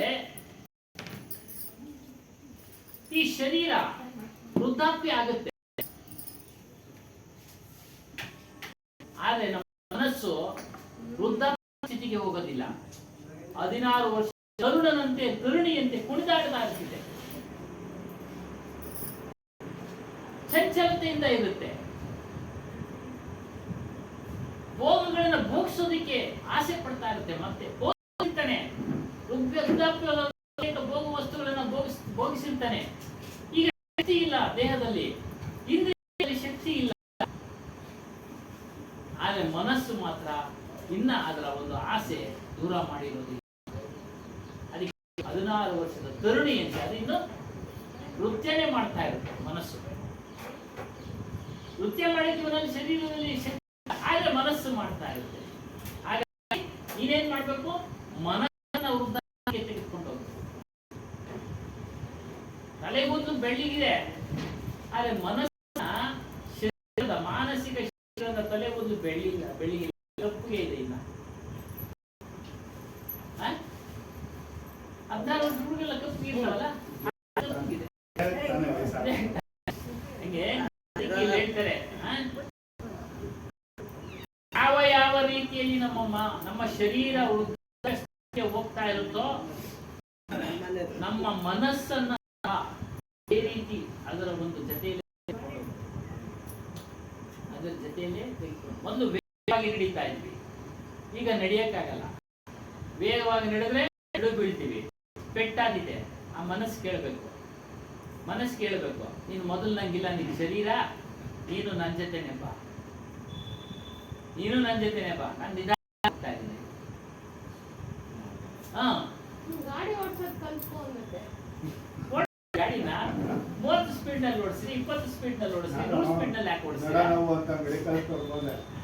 ವಯಸ್ಸೈತೆ ಅಂದ್ಬಿಟ್ಟು ತೂಕ ಎತ್ತಕ್ಕೆ ಹೋಗ್ಬೇಡ್ರಿ ಮೊದಲಂಗೆ ಅಂತ ಹೇಳ್ಬಿಟ್ಟು ಹಂಗೆ ಯೋಚನೆ ಮಾಡ್ಬೇಕು. ಒಂದ್ಸರಿ ಅರಿವು ಆದ್ಮೇಲೆ ಇವಾಗ ಅವ್ರಿಗೆ ಇರ್ಬೇಕು ಏನೋ, ಅಂದ್ಮೇಲೆ ಅವ್ರು ಎತ್ತಬಾರ್ದು. 30 ವರ್ಷ ಇದು ಬೇಡ, ಮನಸ್ಸು ಬೇಡ, ವಯಸ್ಸಾಗೈತೆ ಆ ಲೆಕ್ಕಕ್ಕೆ ಹಂಗ್ ಮಾಡ್ರಿ ವಯಸ್ಸಿಗೆ ತಕ್ಕಂಗೆ ಕೆಲಸ ಮಾಡು, ಹೇಳ್ಬಿಟ್ಟು ಕೊಟ್ಟ ಮಾತ್ರ ವಯಸ್ಸಿಗೆ ತಕ್ಕಂಗೆ ಕೆಲಸ ಮಾಡು ಅಷ್ಟೇ. ಅದೇ ರೀತಿ ಭೋಗದ ವಿಚಾರಗಳಲ್ಲೂ ಅಷ್ಟೇ ಅದನ್ನ ಹಿಮ್ಮೆಟ್ಟಿಸ್ಬೇಕು ಮನಸ್ಸನ್ನು. ಅಲ್ಲೇ ಪ್ರಶ್ನೆ ಅಲ್ಲೇ ಉತ್ತರ ಇರ್ತದೆ. ಅವ್ರು ಗೊತ್ತಿರೋ ಅದಕ್ಕೆ ತಿಳ್ಕೊಂಡ್ರು, ಬೇರೆಯವ್ರಾದ್ರೆ ಅಯ್ಯೋ ಏನೋ ಹೇಳ್ದ ಕೊಡು ಅಂತ ಮಾಡ್ತಾರೆ, ತಕ್ಷಣ ಅರಿವಾಗಿ ಹೋಯ್ತು ಅವ್ರಿಗೆ. ಅದನ್ನೇ ಹೇಳ್ತಾ ಇರೋದು. ಸಾತ್ ಹೇಳ್ತಾರೆ, ಪರಂತು ಶರೀರಕ್ಕೆ ಸಾತ್ ಮನ್ ಬಿ ವೃದ್ಧ. ಶರೀರ ಯಾವ ರೀತಿ ವೃದ್ಧಾಪ್ಯಕ್ಕೆ ಹೋಗ್ತಾ ಇತ್ತೋ, ಆ ಮನಸ್ಸನ್ನ ಅದೇ ರೀತಿ ನೀವು ಪಕ್ವ ರೆಡಿ ಮಾಡ್ಕೊಳ್ಬೇಕು, ಹಣ್ಣು ಮಾಡ್ಕೊಳ್ಬೇಕು. ಇದು ನಮಗೆ ತೊಂದರೆ ಐತಪ್ಪ, ಇದು ಬಿಡಬೇಕು, ಮನಸ್ಸಿಗೆ ತಿಳುವಳಿಕೆ ಕೊಡ್ಬೇಕು. ಆ ತಿಳುವಳಿಕೆ ಕೊಡೋನು ಯಾರು ಅಂದ್ರೆ ನಮ್ಮ ಸ್ವರೂಪ, ನಮ್ಮ ಅರಿವು. ಅದ್ರ ಮೂಲಕ ಅದಕ್ಕೆ ತಿಳುವಳಿಕೆ. ಅದಕ್ಕೆ ಮನಸ್ಸಿಗೆ, ಬುದ್ಧಿಗೆ, ಚಿತ್ತಕ್ಕೆ, ಅಂತಃಕರಣ ಚತುಷ್ಯಗಳಿಗೆ ಬೇರೆಯಾಗಿರೋನು ನಮ್ಮ ಸ್ವರೂಪ. ಎಂತೆಂತ ದೊಡ್ಡವರೇ ಯಾಮಾರ್ಬಿಟ್ಟಿದ್ದಾರೆ ಸ್ವಾಮಿ. ಗ್ರಂಥಗಳನ್ನ ಹೊರಗ ಟ್ರಾನ್ಸ್ಲೇಷನ್ ಮಾಡಿದ್ದಾರೆ ಅದಿನ್ ದಾಸ್ ಅಂತ. ಅವರೇ ನಿಗ್ರಹ ಮಾಡ್ಲಿಕ್ಕಾಗಲ್ಲ, ಮದುವೆ ಆಗ್ಬಿಟ್ರು. ಮಂಗಳೂರಿನವರು ಕಬೀರ್ ಪಂಥಗೆ ಇದ್ದು ಬುರಾನ್ಪುರದಲ್ಲೇ ಇದ್ದಿದ್ದು. ಅವರು ಒಂದು ಮಠ ಕಟ್ಟಿದ್ರು, 4-5 ಜನ ಸೇರಿಸ್ಕೊಂಡ್ರು, ಕಟ್ಟಿದ್ರು. ಅವರೇ ಇರಕ್ ಆಗ್ಲಿಲ್ಲ, ಅವ್ರು ಪ್ರಾರಬ್ಧ ಕರ್ಮನು ಅಂತಾನು ಹೇಳಿದ್ರು. ಮುಂದಿನ ಜನ್ಮದಲ್ಲಿ ಅವ್ರಿಗೆ ಮುಕ್ತಿ. ಹೊರಟು ಹೋದ್ರು. ಅಷ್ಟೊಂದು ಸಾಧನೆ ಮಾಡಿ ಕೊನೆಗೆ ಅವರು ಪ್ರಾರಬ್ಧ ಕರ್ಮ ಏನು ಮಾಡಕ್ಕಾಗಲಿಲ್ಲ. ಹಾಗಾಗಿ ಅದಕ್ಕೆ ಹೇಳಿದ್ರು, ನಾನು ನಿಮ್ಮ ಗಮನಕ್ಕೆ ತರ್ತಾ ಇದ್ದೀನಿ, ನಿಮ್ಮನ್ನ ಗಮನಕ್ಕೆ ತರ್ತಾ ಇದ್ದೀನಿ ಅಂತ ಹೇಳಿದ್ರು. ಏನೋ ಈ ರೀತಿ ಇದೆ ವಿಚಾರಗಳು, ಎಚ್ಚರಿಕೆಯಿಂದ ಇರಿ ಅಂತ ಕಬೀರ್ ಸಾಹೇಬ್ ಹೇಳಿದ್ರು. ಅವರೆಲ್ಲೂ ನಂದು ಜ್ಞಾನ ತಗೋ, ನನ್ನ ಮಠ ತಗೋ, ನನ್ನ ಅನುಸರಣೆ ಮಾಡುವಂತ ಎಲ್ಲೂ ಒತ್ತಾಯ ಮಾಡ್ತಾ ಇಲ್ಲ. ಅಲ್ಲಿ ಬುದ್ಧ ಹೇಳಿದ್ನಲ್ಲ, ಹೇಳ್ತಾ ಇದ್ದೀನಿ ಸತ್ಯ, ನಿನಗೆ ಸತ್ಯ ಅಂತ ನಂಬಿಕೆ ಬಂದರೂ ಸಹ ನಿನ್ಗೆ ಇಷ್ಟ ಇರುತ್ತವ. ಇವರು ಅಷ್ಟೇ, ನೋಡಪ್ಪ ಇವೆಲ್ಲ ಸತ್ಯವಾದ ವಿಚಾರಗಳು, ಯೋಚನೆ ಮಾಡು, ವಿಚಾರ ಮಾಡು, ಆಮೇಲೆ ಇದನ್ನ ತಗೋ. ಇಷ್ಟ ಇದ್ರೆ, ಕಷ್ಟ ಆದ್ರೆ ಬಿಡು, ಅನುಭವಿಸು. ಈ ರೀತಿಯಾಗಿ ಮನಸ್ಸನ್ನು ಸಹ ನಾವು ಅದ್ರ ಜೊತೆಯಲ್ಲಿ ತೆಗೆದುಕೊಂಡು ಹೋಗಿ ಹಣ್ಣು ಮಾಡ್ಕೊಳ್ಬೇಕು. ಮನಸ್ಸು ಕೇಳುತ್ತೆ, ಇಲ್ಲ ಅಂತೇಳಿ ಹೇಳೋನು ಕೇಳುತ್ತೆ, ಕೇಳೋನು ಕೇಳುತ್ತೆ, ಎಲ್ಲರೂ ಹೇಳ್ತಾ ಇರ್ತಿದೆ, ನಡಿ ಆ ಕಡೆ.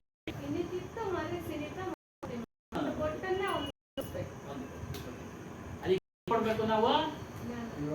ತಿಳುವಳಿಕೆ ಕೊಡ್ಬೇಕು. ಅವುಗಳನ್ನೆಲ್ಲ ಮರೆಸ್ಬೇಕಾದ್ರೆ ಇವುಗಳ ವಿಚಾರ ತಿಳಿಸ್ಬೇಕು. ಏನೋ ದೇಹ ನೋಡಪ್ಪ ಹಿಂಗಿದೆ, ಉಣ್ತಾ ಇರ್ತೀಯ, ಸಾಯ್ತಾ ಇರ್ತೀಯ, ಎಷ್ಟೋ ದಿನ ಅನುಭವಿಸಿದ್ಯಾ, ಮತ್ತೆ ಅನುಭವಿಸಿ ಆ ಕಡೆ ಹೋದ್ರೆ ಈ ರೀತಿ ತಿಳುವಳಿಕೆ ಕೂಡ ನಮ್ಮ ಮನಸ್ಸಿಗೆ ಕೊಡ್ಬೇಕು. ಆದ್ರೂ ಎಳೆಯುತ್ತೆ. ಆಗ ಗುರುಸ್ಮರಣೆ ನೋಡಿ ಕೆಲಸ ಮಾಡುತ್ತೆ. ಏನು ಮಂತ್ರ ಹೇಳ್ಕೊಟ್ಟಿದಾರ ಅದನ್ನ ಸತತವಾಗಿ ಹೇಳ್ತಾ ಇದೆ, ಆ ಕಡೆ ಹೋಗೋದಿಲ್ಲ. ಸತ್ಯನಾಮ್ ಸತ್ಯನಾಮ್ ಸತ್ಯನಾಮ್ ಅಂತ ಹೇಳ್ಕೊಡಿ. ನೀವು ಹೇಳಿದ್ರೆ ಉದಾಹರಣೆ ಬುರಂಪುರು ಎಲ್ಲ ಅವರೇ ಒಂದು ಮಂಗಳೂರು ಅಂತ ಉಂಟು. ಒಂದೊಂದು ಸರ್ತಿ ನಾವು ಅವರು ಉದಾಹರಣೆ ತಗೊಂಡ್ವಿ. ಯಾಕಂದ್ರೆ ಇಂದ್ರಿಯಗಳನ್ನ ನಾನು ಹೇಳ್ಬಾರ್ದು, ಇಂದ್ರಿಯಗಳನ್ನೆಲ್ಲ ಹತೋಟಿಗೆ ಆಗಲ್ಲ ಅಂತ ಹೇಳ್ಬಿಟ್ಟು ಇಲ್ಲ, ಅಥವಾ ಈ ಇಚ್ಛೆನ ಯಾಕೆ ಆಸೆನ ಪೂರೈಸ್ಕೋಬೇಕು ಅನ್ನೋಂಥ ಕೊನೆ ಕಾಲದಾಗ ಏನೋ ಹೋಗಿರ್ಬೇಕು. ಆದರೆ ನಾವೇನಂದ್ರೆ ಕೆಲವು ಓದೋದಾಗ ಬೇಜಾರಾಗಿದ್ರೆ ಅಂಥ ಗುರುಗಳೇ ಆಗಲಿಲ್ಲ, ಬೇಡ ಬಿಡ್ರಿ ಅನ್ನೋಂಥ ಭಾವನೆ ನಮ್ಮಲ್ಲೇನೋ ಒಂದು ಬರುತ್ತೆ. ಖಂಡಿತ ಬರುತ್ತೆ. ಅವ್ರು ಮೊದಲು ಸಾಧುಗಳಾಗಿದ್ರು, ಸಾಧು ದೀಕ್ಷೆ ಇದ್ರು. ನೀವು ಮೊದ್ಲಿಂದನೂ ಗೃಹಸ್ಥರೇ ಸ್ವಾಮಿ, ಯೋಚನೆ ಮಾಡಿ. ಮೊದ್ಲಿಂದನೂ ಗೃಹಸ್ಥರೇ ನೀವು. ಈ ಪದ ಅರ್ಥ ಆಗ್ಬೇಕಲ್ಲ ಅವಾಗ. ಮನುಷ್ಯನ ಸ್ವಭಾವ ಏನ್ ನೋಡ್ಬೇಡ ಅಂತೀವೋ ಅದ್ರಲ್ಲೇ ಕುತೂಹಲ ಜಾಸ್ತಿ. ಅರ್ಥ ಆಯ್ತಾ? ಅದಕ್ಕೆ ನೀವು ಗೃಹಸ್ಥರು. ಗೃಹಸ್ಥರಿಗೆ ಒಂದು ಸಾಧುಗಳಿಗಿನ್ನ ಒಂದು ಜಾಸ್ತಿ ಸ್ವಾಮಿ ಮಾರ್ಕ್ಸ್ ಗೊತ್ತಾ? ಎಲ್ಲವನ್ನ ಅನುಭವಿಸಿ ಕಳೀತಾ ಇರ್ತಾನೆ. ಎಲ್ಲ ಜಂಜಾಟದಿಂದ ದೂರ ಬರ್ತಾವಲ್ಲ, ಅದಕ್ಕೆ ಏನು ಇಲ್ಲಲ್ಲ ಮೊದಲಿಂದ ಹಾಗೆ. ಕೆಲವರು ಇದ್ದಾರೆ, ಅದರಲ್ಲೂ ಇಲ್ಲ ಅಂತಿಲ್ಲ, ಮಹಾತ್ಮರು ಇದ್ದಾರೆ. ಯಾರೋ ಒಬ್ಬೊಬ್ರು ಹಿಂಗ್ ಆಗ್ಬಿಡ್ತಾರೆ, ಏನು ಮಾಡಕ್ ಆಗೋದಿಲ್ಲ. ಅದನ್ನ ಉದಾಹರಣೆ ತಗೊಂಡ್ರೆ ನಷ್ಟ ಆಗತ್ತೆ ನಮ್ಗೇನೆ. ಅದನ್ನೆಲ್ಲ ಉದಾಹರಣೆ ತೆಗಿತಂದ್ರೆ ಕಾಶನ್ ಎಚ್ಚರಿಕೆ ಏನ್ ನಮ್ಮ ಇವರಲ್ಲೇ ಆಯ್ತಲ್ಲ, ಯಾರು ವಿದ್ಯಾರಣ್ಯ ವಿದ್ಯಾತೀರ್ಥ ಸ್ವಾಮಿ ಅವರು ಅಷ್ಟೇ.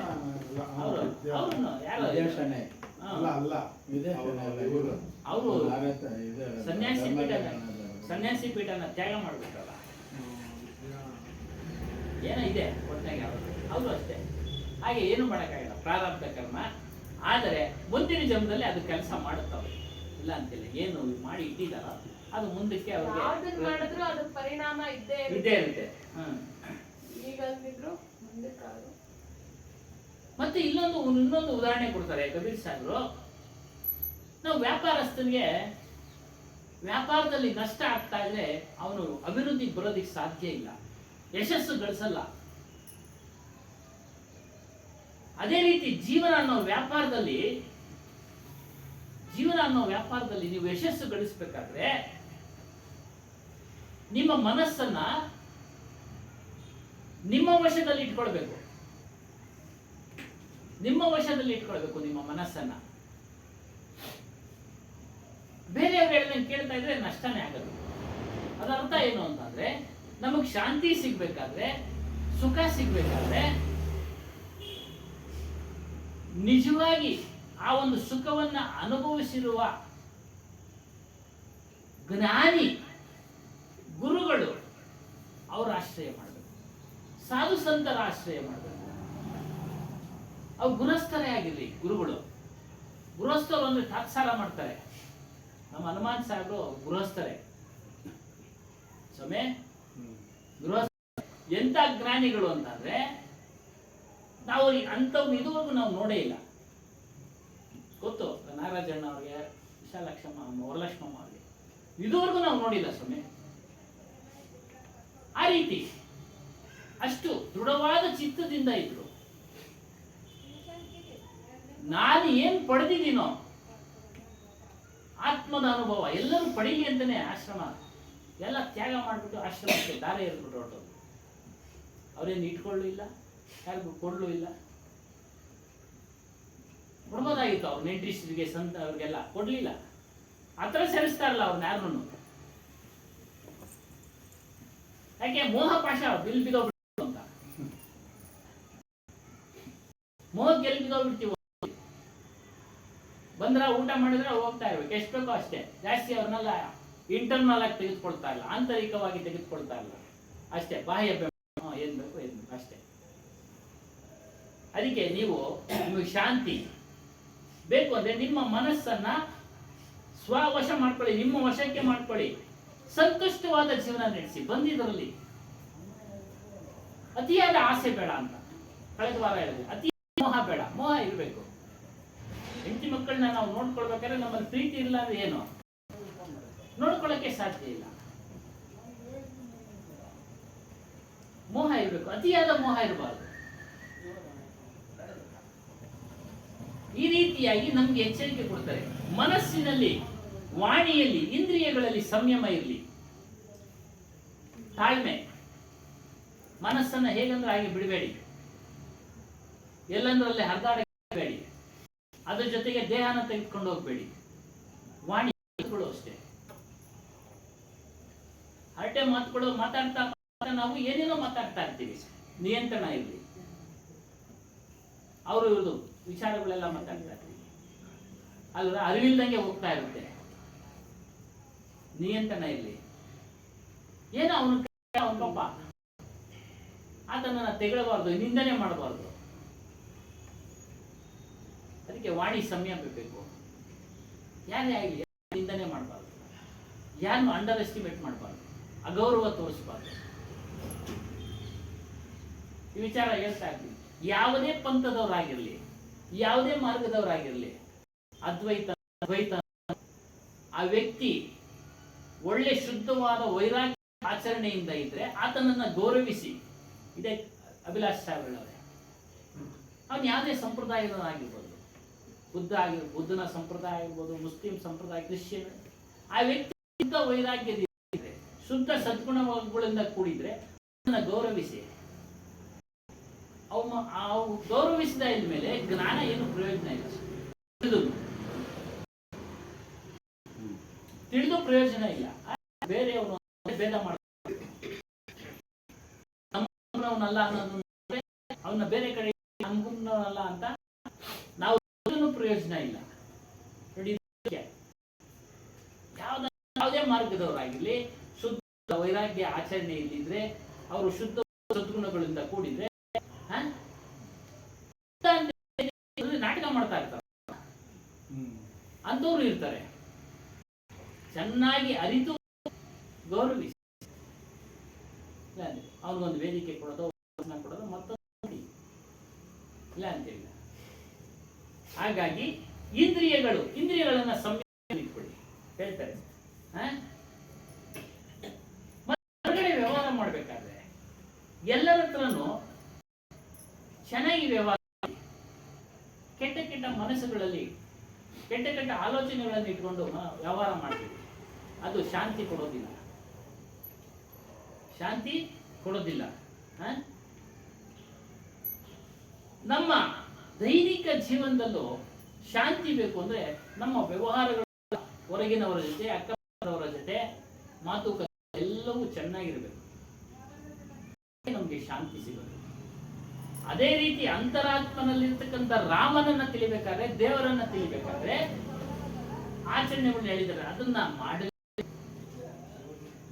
ಕರುಣೆ, ಶೀಲ, ಸತ್ಯ, ವೈರಾಗ್ಯ, ವಾಸನೆಗಳನ್ನ ಬಿಡಿ, ಇಚ್ಛೆಗಳನ್ನ ಬಿಡಿ, ಇವೆಲ್ಲ ಆಗ ಖಂಡಿತವಾಗ್ಲೂ ಆತ್ಮ ಸಿಗ್ತದೆ. Step by step. ಖಂಡಿತ ಖಂಡಿತ.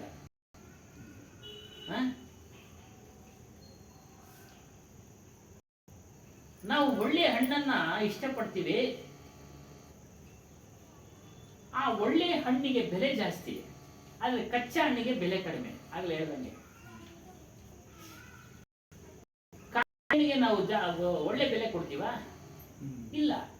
ಒಳ್ಳೆ ರಸಪೂರಿತವಾದ ಮಾವಿನ ಹಣ್ಣಿಗೆ ಹಣ್ಣಾಗಿದ್ದಾಗ ಬೆಲೆ ಅವ್ನು ಕೇಳಿದಷ್ಟು ಸ್ವಲ್ಪ ಚೌಕಾಸಿ ಮಾಡಿ ತಗೊಳ್ತೀವಿ.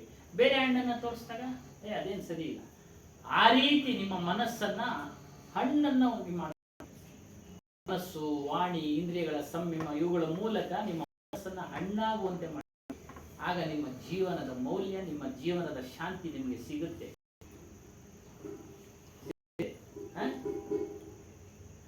ಆಗ ನಿಮ್ಮ ಮನಸ್ಸಿಗೆ ಸಂತೋಷನೂ ಆಗತ್ತೆ ಅಂತ ಹೇಳ್ತಾ ಇದ್ದಾರೆ. ಅದನ್ನ ರಾಮನೆಲ್ಲಿದ್ದಾನೆ? ನಮ್ಮಲ್ಲೇ ಇದ್ದಾನೆ. ನಮ್ಮ ಸ್ವರೂಪವೇ ರಾಮ. ಧರ್ಮ ಅಂದ್ರೇನು? ನಮ್ಮ ಆತ್ಮ ಸಾಕ್ಷಾತ್ಕಾರವೇ ಧರ್ಮ. ನಮ್ಮ ಅಪರೋಕ್ಷ ಜ್ಞಾನವೇ ಧರ್ಮ. ಶಾಸ್ತ್ರ ಅಂದ್ರೇನು? ಇಂಥ ಸದ್ಗ್ರಂಥಗಳ ಮೂಲಕ ವಿವೇಕವನ್ನ ಪಡೆಯೋದೇ ಶಾಸ್ತ್ರ, ನಿಜವಾದ ಶಾಸ್ತ್ರ. ಇದಿಲ್ಲ ಅದು ಸ್ವಾಮಿ? ಸೋಮನಾಥ ಕಡ್ಡಿನೋ